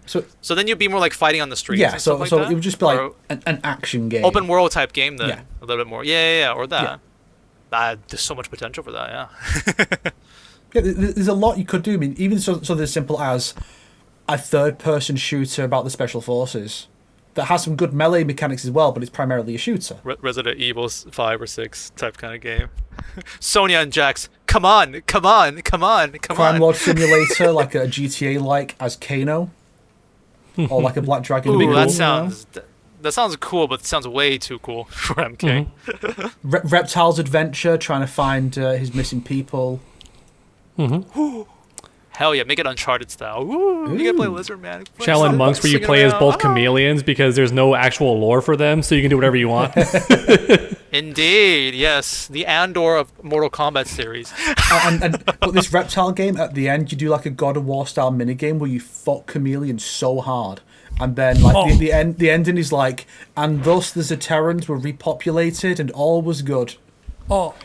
And you see like 12 like baby lizards in the room. They're all like having a family picture. Yeah, and one of them is like really derpy for some reason, like the memes about King Ghidorah, where one's just like, while the other's just like looking serious. The others are trying to mug each other, and this one's just like, derp. Why not? Okay, so for the next question, we've got. This will be a short one. This is by. I hope I'm not pronouncing it wrong. PS83. Do you think Cyber Sub-Zero should have been further developed across the NRS trilogy? yes. Or do you think there's potential, or do you think we should have done more with Cyber Sub-Zero as a concept? Is sort of the question. Yeah. You could have, but I think Cyber Sub-Zero was always meant to be a fun what if, and yeah, just a cute idea. Yeah, the thing is, Cyber Sub-Zero equals no, or like you would replace base Sub-Zero. That's the most important character in the series, arguably. Yeah, And that's why they undid it, is because there'd be no classic Sub-Zero. It's why they've fucked themselves now, where there's no classic Sub-Zero. There's no one to take over from Bihan now that he's noob. So good luck sorting out NetherRealm, you fucking short-sighted fools. The thing is, Cyber Sub-Zero could have still just worked. Like, he could have just made his moveset closer to what traditional Sub-Zero is. Like, there's no reason he couldn't have had an arc similar to Cyrax from the original games. yeah. It's just... true. The only reason not to do it is because then you can't give him a classic costume the same way, because that would be weird to him to have like the cyber voice or what have you, or if there's moves that use that, you can't have that with the classic skin, and then you can't sell that same character model 4 times, you can only sell it 3 times, and you can't do that. I think the reason why they did that in Chaos Reigns is just a theory, but I, for some reason, and it's beyond me why they thought this, I think NetherRealm thought the gender swapping of Sector and Cyrax would go over well, along with Janet Cage for some reason, and they're like, oh, well, we just make Frost the Sub-Zero in the next game because Noob will stay Noob. I think that was the theory. I really do, and they didn't realize that, like, I guess you have to just live on Twitter to think that way, or just never listen to social media. I don't know. I don't know how you would think that would be a good idea, but that's an inkling I have of what the plan was. Because there were so many ways to make Noob Saibot a different character, and they just didn't do it. Like, one of my ideas that everyone loved was Noob Saibot just being Bihan's dad that was betrayed and killed. Yeah, that was a pretty big theory back then too. Or the bad guys from another universe have it be the Bihan from that universe. It's the easiest thing in the world. That could even be a great reason for why Bihan changes his ways, because he sees like what happens when he pursues this path. He turns into fucking Noob Saibot, and he's like, oh, well. But they even kind of hinted that in intro dialogues too. He has to be one-dimensional dickhead villain. Absolutely. Totally. The Bihan situation is crazy. Such a weird new age way of writing where the villains have to be absolute villains, and they can't be likable in any way because for some reason modern writers think that if we like the villains or find any empathy in them, that we'll become bad people. Like, it's just such a childish way of thinking. It's why none of the villains in recent media are allowed to have a lot of depth lately. Anyway, yeah. So the next question. So that was a bit of a short one, just like a little fun conversation. Did I have any input about it? I mean, I guess Triborg was an interesting idea. Actually, I'm more interested in seeing like if that could ever return. I think it's interesting to think of it from this perspective. How beloved or how much are people clamoring about Cyber Smoke?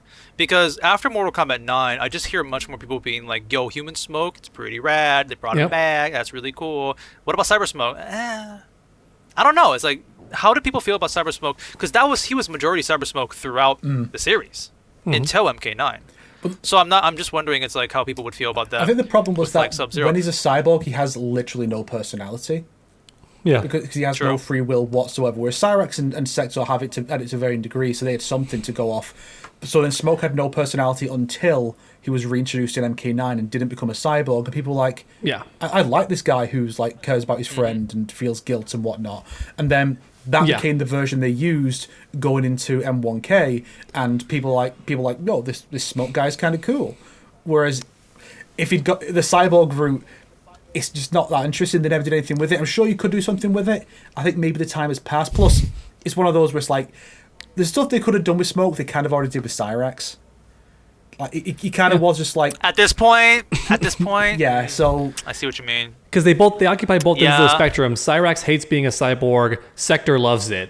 So the best you could do is put Smoke somewhere in the middle, but that wouldn't be super interesting. The funny thing about Scorpion's situation, though, is that he was introduced as the cyborg first, right? Scorpion? No, sorry, Smoke. No. He was a secret fight in MK2 as a human. That's right, but I meant playable, sorry. Wasn't he playable as a cyborg first? MK3 was the first one. But the cyborg version of Smoke, his most interesting thing, which is probably why I said Scorpion, is that he has Scorpion's harpoon gimmick. Yeah. But it's a harpoon from instead of a spear, so you don't even get that much variety in gameplay with Cyber Smoke, so making him a ninja just feels better, because humans are more relatable, and his gameplay doesn't upgrade that much when you switch him to the cyborg. If anything, it becomes a bit more redundant. So, yeah. The best Cyber Smoke got in recent years was when he showed up in Mortal Kombat 1 Chapter 15. Oh, Cyber Smoke! I want a skin of that! And Too much work. Never happened. I was going to say Triborg, but sure. And Triborg too, actually. You know, the Triborg Cyber Smoke was I think cool. Triborg has a... Yeah, I think there's a potential for that. The problem is he devolved into a Vortex character, which is not fun to watch or fight against. Well, the sad thing is, like, Triborg actually has a lot more narrative potential, really, as an individual compared to Cyber Smoke, because Triborg, you can at least go, well, he was created for this purpose. Does he embrace that? Does he reject that? Maybe he loses that purpose. What is his AI? His purpose is to serve Sector, but Sector's dead. So what does he do now? Like, I feel there's a lot more you can do there with him. So let Smoke stay a human now, and have Triborg kind of just replace him as the third cyborg. Also, like, Triborg is literally the most, like, I think the only pure AI character. Like, because, like, Sector and Cyrax come from humans. Yes. Like, they were humans, whereas Triborg was created like a computer. Yeah, he's a robot. And I think there's a lot of potential there. Triborg could even be like a main boss in one of these games if they wanted to. Yeah. The funny thing is, actually, this is getting a little off topic, but it's like, I remember people were saying, like, yo, wouldn't it be cool if this and this character was like a cyborg? Because, like, you know, I guess we got Cyborg Frost at this point. I remember when Reptile became a cyborg, people were like, oh, Reptile cyborg, is that a potential thing they could do in the future? And back then, when Mortal Kombat 9 just came out and this was like, this rumor was happening, it's like, well, that sounds kind of cool. Nowadays, I'm just like, please don't. Well, it makes no sense either, because he's not a Lin Kuei. Yeah.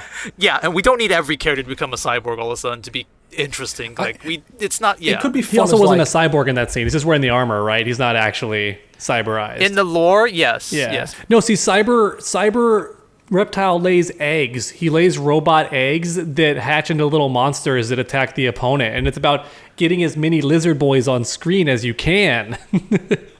Sure. I think if you were to try He's and like Jacko. If you want to do something like that, like a Jacko. random character as a cyborg who is not associated with the Lin Kuei, you just go, well, here's Titan Sector's timeline where he converted everyone, or something like that. There you go. That's fair. That's what you Yeah, do. So fair. in that timeline, Reptile's a It's a good what cyborg, if. and Rain's a cyborg, and da-da-da-da-da. Otherwise, just, no, Sure. it doesn't really work. Okay, so the next question comes from Killer Wesker 6526, and this person asks, what kind of tier list or top 10 will you do in the future? I just happen to think it was a pretty good like question, since we've just been talking about like a tier list and stuff like that. 7 minutes. Let's finish this question in 7 minutes. I guess we could do a tier list of all the ninjas. We just like rank literally all the ninjas in our opinion. Just the ninjas. Yeah. That's always the tier list that Maybe. people want to do. It's like, who's the best? Or we could rank the best heroes, the best villains. That's fun too. Because we could have some hot takes there. Like, I think Cassie is actually a good idea for a hero. The problem is they forced it too hard with the finale. But the idea of Cassie being a hero is fun. I think she's an interesting character. We could just rank the games. Oh, we ranked the stories. I remember that, but we didn't rank the games. That's true. Oh, The yeah. only issue is I haven't played all of them yet, so I don't know if I can input on that many of them. Fair. And also, let's be fair, Snake. Like the modern NRS games, like the competitive stuff or how to play them, you probably wouldn't input too much. There was one that I thought we were going to do eventually someday, which is ranking the worst Mortal Kombat characters since we ranked the best ones. And it's one of our the most fun video we've done. It's like ranking the worst characters. That I always thought that would have been a really fun one. Yeah. Sure. Could be cute. Rank the worst story developments, the worst retcons, the worst decisions NetherRealm ever made. I feel like Oh, Snake has a whole worst video looking? on that. We could rank the DLC seasons across the NetherRealm games. So each combat True. pack and whatnot. That's kind of simple, but that does sound kind of fun. True. Combat Pack 2 in M1K is ass. You'll never convince me otherwise. You've done Combat Pack 2 and M1K. Okay, got it. I know what you're talking about now. It might be the worst. Actually, speaking of that, I'm sure Dog has made this video already, like ranking the DLC guest characters. Yeah, I think I Mortal have. Kombat. I didn't do super well, but I think I did rank all the guests. Yeah. Yeah, we could do something like I can't that. recall how I ranked them, though. I may have ranked them by power level and not by how cool they were. But I remember you did. You were ranking about like this is your favorite ones, whether it be play style or even like Gotcha. and whatnot. I think you did. Yeah. so I did like a whole combined criteria. Gotcha. Actually, there is one that I just thought about, but it's gonna be the question for the final question. So I'll save it for then. But it's not bad. I think overall. I don't want to do this one. I don't, but I'm gonna say it. Ranking the best Mortal Kombat YouTubers. I think that's gonna be a little too spicy. I mean, we could do that, but it didn't get any attention when I tried it. Nobody cared. Oh, I thought you made it like here are YouTubers I appreciate. But yeah, I'm saying but it's kind of the same what are thing the in best? that sense. thanks for putting me and Snake on it. Thank you, Dog. Of Thank course. you. Could you imagine I didn't? That'd be funny. What we could do. I'll watch it through and be like, I comment so much on your channel. Like, what could the just hell? rank the sexiest costumes. I've done that like 3 times already. Ooh, that's gonna give us a demon. Actually, I feel like Dog has done something like that. But Dog, think about it. What you would put is gonna be very different from what Sonic would put. Even if just for a meme, Sonic would be like, okay, this reptile skin though, pretty No, sexy. me and him would both put Chameleon at the very top. Sonic would be the Drake meme, where he's like sexy Melina, shirtless reptile. No. And then me and Dog will be like Yes. this for Chameleon. We'll just shake hands. Be like, I guess we come to an agreement then, gentlemen. Which chameleon would it be? Which one would The you? lady for me, for sure. Did you say chameleons? Floyd in the pink is pretty damn sexy though. Floyd. I love how that caused a whole Kinda civil bad, war. though. Is that Frost? People literally Kinda remade bad, Floyd in Armageddon just to kill him anyways. because they hate him. Thought that was so funny. Oh, that's funny. Fucking finally, the hardest character to find. I just look at your background, Dog, and just in my mind, it's very stupid. Ranking the best masks in Mortal Kombat. What's the coolest fucking masks? Cause I see your scorpion mask in the background. I don't know. I just think that's kind of a little silly, but it is kind of funny. It is what it is. I mean, there's always options to rank random character costumes. I just don't know if that would be like the best idea for the podcast. True. We have done. Dog has made a video talking about like the worst like outfits, like skins in the games and stuff like that. I don't know how fun that would be. But yeah, the potential is limitless. I think there's a lot of like cool stuff that we could do here. Yeah, like, is that something you guys like when we discuss and rank things? Is that something you guys are interested in? Because In terms of views, it is. Like the last time we ranked all the story modes, we ranked the top 10 best Mortal Kombat characters. It does pretty well on our channel. People like seeing that. People like seeing us is argue. that just because it's a ranking thing, or is it because people, having seen our content, have a rough idea of what we might say about those things? Like we talk about, you and I especially talk about the story a lot, so people go, "Oh yeah, I can see where the appeal would be for these guys talk about the story." Whereas if we're going to say, if we did say gameplay mechanics as an example of ranking, the best mechanics, would people be as interested? Would people be as interested in this, and this, just because it's a ranking? So let us know. Why did you guys watch those episodes? Help us make the best content for you guys. We listen to the fans. We're going to kill off Cole Young.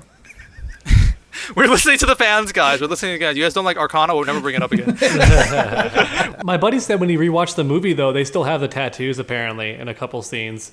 Oh, He really? said- I That's was like, cool. huh. I want to notice that. That's actually really cool then. Yeah, I want to actually kind of really pay attention to the movie because of the whole Ed Boon saying 100 Easter eggs. And it's like, I get random comments of people being like, did you know the beer that Johnny Cage was drinking in the beer shop, from Ed Boon, is the same beer that Jax drinks in Mortal Kombat 11? I'm like, what? Huh? How did you catch that? What? Same So beer. it is- Who it is cares kind of about that kind interesting. of stuff, though? Like, that's the useless shit that no one Hey, cares it's about. Easter eggs. Come on. It's very cute. Like, I believe the pizza box in Jax's house in Mortal Kombat 11 is the same pizza box they used for Teenage Mutant Ninja Turtles and in Injustice 2, like DLC. That's a bit cuter of That's a a reference, reused but asset. so That- weird to that- put that- thought into that and to actually waste time on that. It's like, who the fuck cares? It's just a beer cup with a little logo on it. It's not that hard to do. I almost laughed harder when in DMC Season 2 they had all the fake sponsors in New York and one of them was Orona instead of Corona, but it's the exact same beer bottle. I was like, Orona. Oh, really? I did. And there was one more, I forgot what That's it was, but funny. it was funny. It was like some lazy name and it cracked me up. Gentlemen, it has been 7 minutes. Aww. Playtime is over. So we got one more question, is Oh, it? dude, I love Wesker in that game. Yes, our final question. This one actually relates pretty well to the topic. I mean, this one, the top 10 one also too, because we ranked all the movies. This question is asked by Joker Kirby. Okay. It says, for each of you, what's your favorite fight scene in all of MK media? And also your least favorite? Honestly, I think this is kind of tough. Like, to on the spot say, like, what is this, just the games or is this the movies too? Like, I can't Yeah, immediately it's- think it'll of be one. Everything. It's hard for me because I'm not a huge like fight scene guy. I think that fight scene is just filler.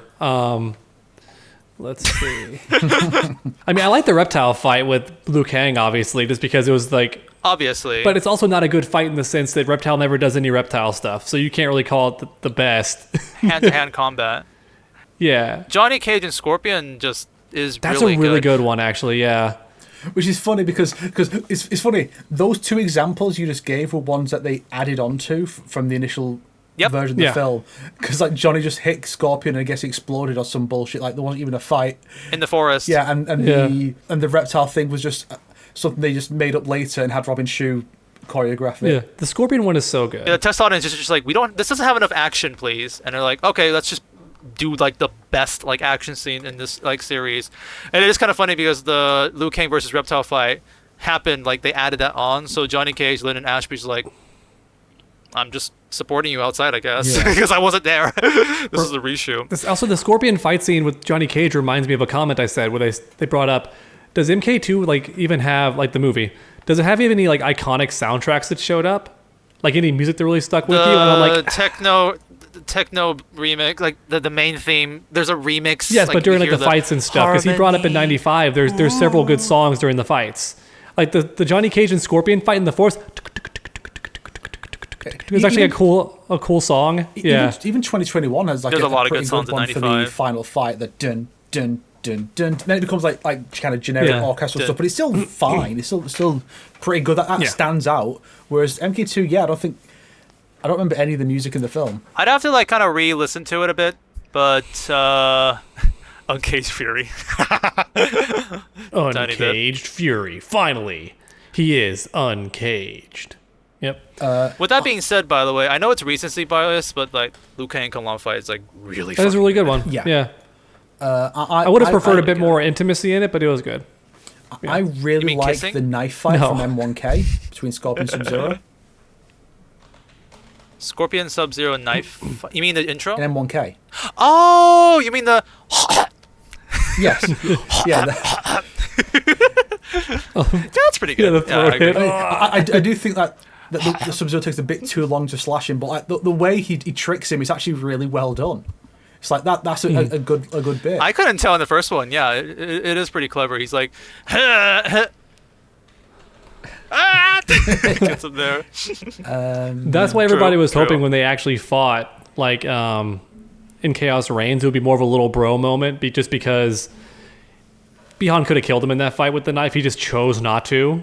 And they're like, yeah, I mean, I guess so. I guess. but then like that's He not needs what to I do the got. canon event. But then again, they ruined it by not letting Smoke team up with Was him. this a good fight scene? It's terrible in context, but was the Sindel Massacre a good fight scene? No, the choreography is not good. There's not a single good iconic. choreographed moment in MK9. It's all pretty bad. I think. Yeah. I guess so. The fight scenes were really short, and then you just get into the fight anyways. I wouldn't say it's like the best one, but one that does stand out to me is the Liu Kang versus Deadly Alliance fight from M1K at the end. I think that's pretty good. Not bad. Yeah, I see. I can see that. Yeah. It's pretty long. MK11 does have a couple, like with like in Aftermath with like Shang Tsung and Fujin and stuff like. There's a couple parts where they're all like fighting together, and like the cinematography is pretty cute, pretty nice. I mean, I can't exactly think of one on the top of my head immediately, but I do think there is some decent fights there. The Lin Kuei massacre at the start of Scorpion's Revenge. Yeah, absolutely. Like that is great. Mm-hmm. A lot of people will say the 2021 intro as well. I don't particularly care for it, but a lot of people like that one.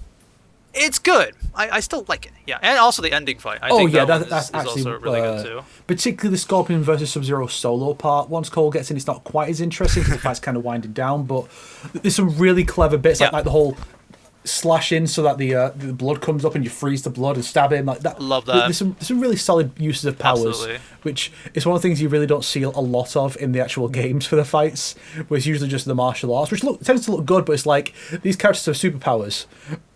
Why they don't use Which is their why superpowers? in Snowblind, it's not blood, but when Snowblind, when Quiet Aang's arm gets chopped up and he fucking makes an ice arm, it's like, oh! Yeah, And I like that fight too, actually.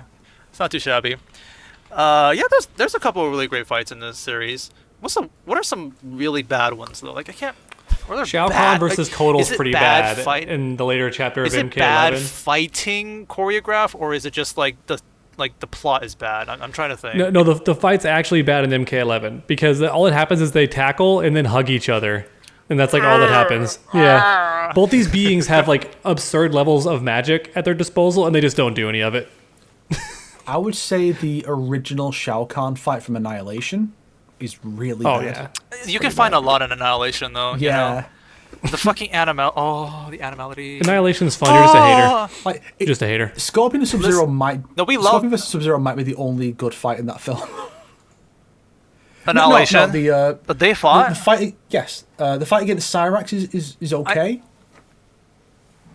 I know, like, was it Smoke who shows up? Not Sector, right? Yeah, Smoke. Yeah. That He scene, gets frozen, there's, like, Katana, then Smoke, Liu Scorpion Kang, shows up. Sub-Zero, Scorpion.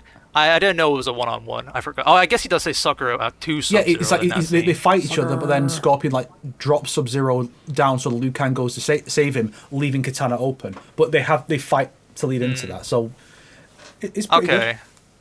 I think if I went back through Conquest, it'd probably be one or two that'd be on there. Actually, I did think of one that has some pretty shit animated stuff and fight scenes. Unfortunately, Defenders of the Realm. There are some pretty bad Journey ones Begins, in there. the The fights animation are is really just bad. so choppy.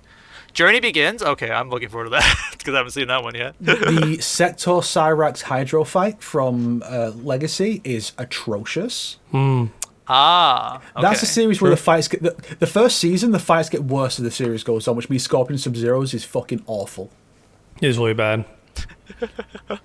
Not as bad as the story retcon, though. That was the weirdest take on the story between those two I've ever seen. Yeah, so instead, Kuai Liang dies, and then, like, Bihan's just left there, kind of, for some reason, and he's, like, remorseful?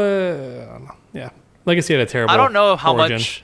Like, I don't have, like, bias against this movie, but I will bring this up. It's, like, the Battle of the Realms, like, 5-second fight scene of annihilating, like, Jade, Baraka, Kintaro, Lee May. I think if we're to rank fight, say what is the worst fights, that because of the context of this is the tournament film and this is all we get for these fights, where altogether they are shorter than any of the actual fights, that would have to be number one because of the context of it.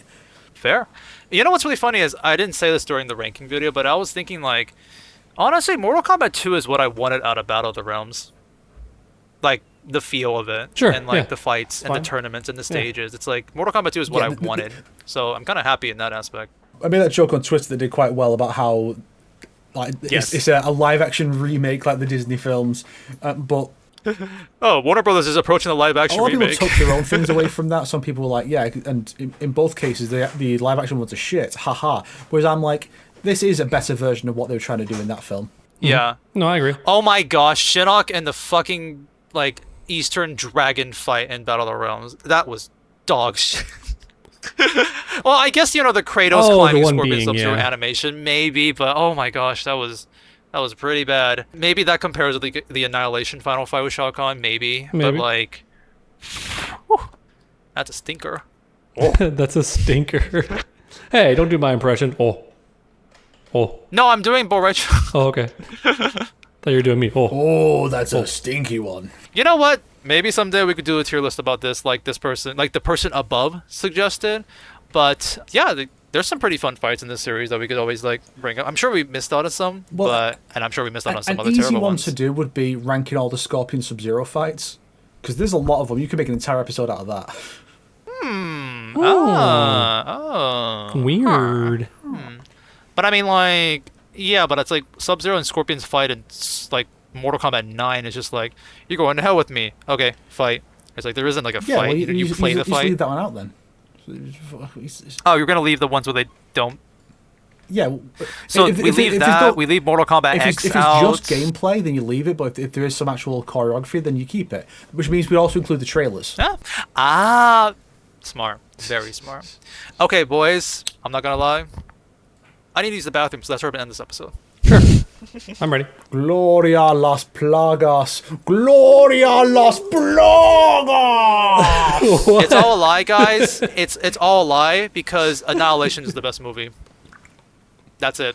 That's the bit. It's the best movie. Fuck you guys. I'm changing the tier list right now. Yes. S tier. 30 years later, in the film with the least budget and the least story to go off of is still the best. How is this possible?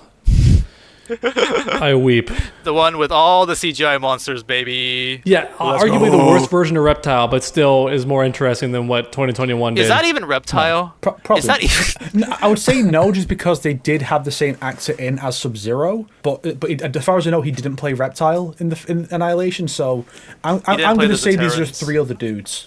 Yeah, only 2 of them got killed. One of them just left. The Baraka fight in Annihilation is really one? bad. That's another one. Oh, fuck. Wee! It's so funny. I'm so looking forward to reviewing that movie someday. Bye. Bye-bye, everybody. I need to use the bathroom. Bye. I don't think he stopped recording. Shit. He did not. I think he's still going. Therefore, if we keep the conversation going, we can force him to include the part where he went for a piss in the episode. True. What can we share that's important enough to keep it going? Is Reptile and Ashura the best ship in recent years for Mortal Kombat? There's a ranking we can do. The best ships, the best relationships. Yeah, those are always fun. Yeah. Ash and Reptile, yeah, that's actually quite a good one, even though there's not a ton there. And it's mostly just like the intro dialogues and stuff. There's something there, you know? Are Chameleon and Chameleon gonna date, or are they siblings? The game Did never Cabal explains. ever meet Serena before he decided she should be his wife? It's also a good point. Why are humans able to breed with demons? I feel like they shouldn't have the compatible hardware. But, you know. Is Katana technically a groomer? She's 10,000 years old. How much does Shang Tsung like feet when he keeps saying he's going to take people's souls? It's kind of sus. That's good. I never thought about that. That's cute. That's very funny. You have to keep it in now, Sonic. Get fucked. I'm sad that we didn't get the Ermac moment that Brusk predicted for MK2. Or was it you? Someone said, like, he rips off his shirt and has, like, 100 Arcana because he has all their souls. Yeah, all the tattoos. I don't remember who came up with that first, but that was such a solid idea. It would have been really... like, they should do that as a costume for Ermac in the next game, just as a laugh. Like, fuck it, that'd be a silly costume to do. Why not? Yeah. For anybody still watching, Baraka in the comics is like a really interesting character. If you ever want to just read those when you're bored, Baraka has this weird like Mandalorian plot line, which is funny because like the film just came out, but he has a Mandalorian Grogu moment where he saves like a baby from a different species and has to get it to safety. It's an oddly compelling story for Baraka. And keep in mind, this is a Baraka who doesn't talk like a person. He talks like in first person and broken English, like an animal. Ah, cool. Baraka, like that. fight you now. Baraka want to kill people. Also, he has no penis. Johnny punches him in the dick and he goes, "Is that supposed to hurt?" And he's Oh, he like, does say that? Awesome. Yeah. I love it. Yeah. To be fair, that's a joke I've wanted to see for a while in the games where it's like if you punch them in the nards, it does nothing because why would every animal keep their nuts in the same spot? Another funny thing is the Malibu comics kind of laid the foundation for something in MK2, which is Johnny and Baraka team up. Very briefly, for like a panel where they're fighting each other, and then Shang Tsung calls them cretins, and they go, "Cretins!" and they just fucking launch him. And they team up to take him out because he's called them stupid. Oh. There's some genuinely fun stuff in those comics. Also some really dumb shit, which I'll get into in the video on it. But yeah, some bits surprisingly work out. That things make sense. Even the weird Shao Kahn plan to marry Sonya Blade makes sense somehow. I love how, like, back in the day, comic books, like, I'm glad they actually made the story because back in that time period, it was normal to have comic covers that were not related to the story at all. It was clickbait before it existed because they just wanted you to read the comic. Superman especially was guilty of that. Yeah, so the whole era of super dickery. Yeah. So funny. I love those comics when he's about to kill Lois Lane in space. Yes, he's holding each end of the air cable and he's like, "Why are you breaking my air hose, Superman?" "Sorry, Lois, I have to do this." It was like, "Because you refused to marry me." And it's like, oh shit. Then of course the Aquaman one is the best, where Jimmy, his best friend, Superman's best friend, and Aquaman are in the desert. Like, "Please, Clark, just let us have some." And he's holding a pitcher of water and he goes, "No one gets a drop." It's such a good image. Oh god. I would love an entire series of that being made real. It's not a universe where Superman's evil, he's just an asshole. That'd be very funny. They should do an animated series based on Superman's girlfriend Lois Lane, and they keep it as like stupid and ridiculous as those comics were. Because like there was one where Lois goes back in time to before Krypton was destroyed, and she falls in love with Jor-El and almost becomes Clark's mother. Oh god, not Back to the Future. No, it's just wild shit. There was one where she was wearing a safe over her head lined with lead so Superman can't see it because she has the head of a cat now. And then it turns out, no, Lois, you don't. You were hypnotized to think you did. In reality, you're just normal. You're wearing so she's just wearing a safe for no reason. It's so stupid. And don't forget, and you have to have the Jimmy Olsen animated series, like where he married a gorilla. Oh yeah. Why would he do this? It's so funny because Jimmy Olsen in that comic was the debut of Darkseid. He debuted in the Jimmy Olsen comic in the Silver Age, and Supergirl first appeared there because he wished for a female Superman, and that created a Supergirl. Before Kara was ever introduced. So, like, comics were wild in the Silver Age. I want to see that madness brought back with some kind of stupid cartoon. Like, My Adventure with Superman? Nah, fuck that. I want to see cartoons based on the Silver Age comics and being just as dumb as they are. That'd be great. Speaking of, they made a season 3 of that show, I think, or at least teased it, which is funny because my girlfriend and I are currently watching Smallville, and I'm realizing what a good show that was.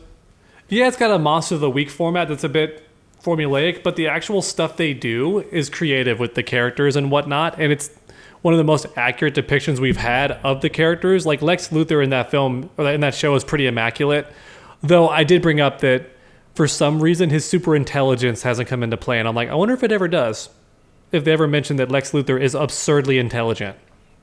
I don't think they did. Yeah, they still get his personality right though, which is good. Yeah, he's just kind of like a rich asshole with daddy issues, and yeah, Lionel, who tries to Luthor, do good but just can't. Lionel's one of the best characters the show has. Holy shit, he's so good. Which one? Lionel Luthor. Yes, the dad. Yeah, So he's good. great. I'm curious to keep watching it and see if I can make it to like the Doomsday episodes and stuff that are apparently just a completely new take on the character. Yeah. So. And just they also just have fun little references, like the fact Annette O'Toole, who plays Clark's mother, she was Lana Lang in the Christopher Reeve Superman movies. Well, I think she's in the third one. But yeah, they love doing stuff like that. They'll often cast older actors who played Clark or Lois or Lana or what have you as parents in these. Like I think even that film, these Christopher Reeve's film, or Christopher Reeve.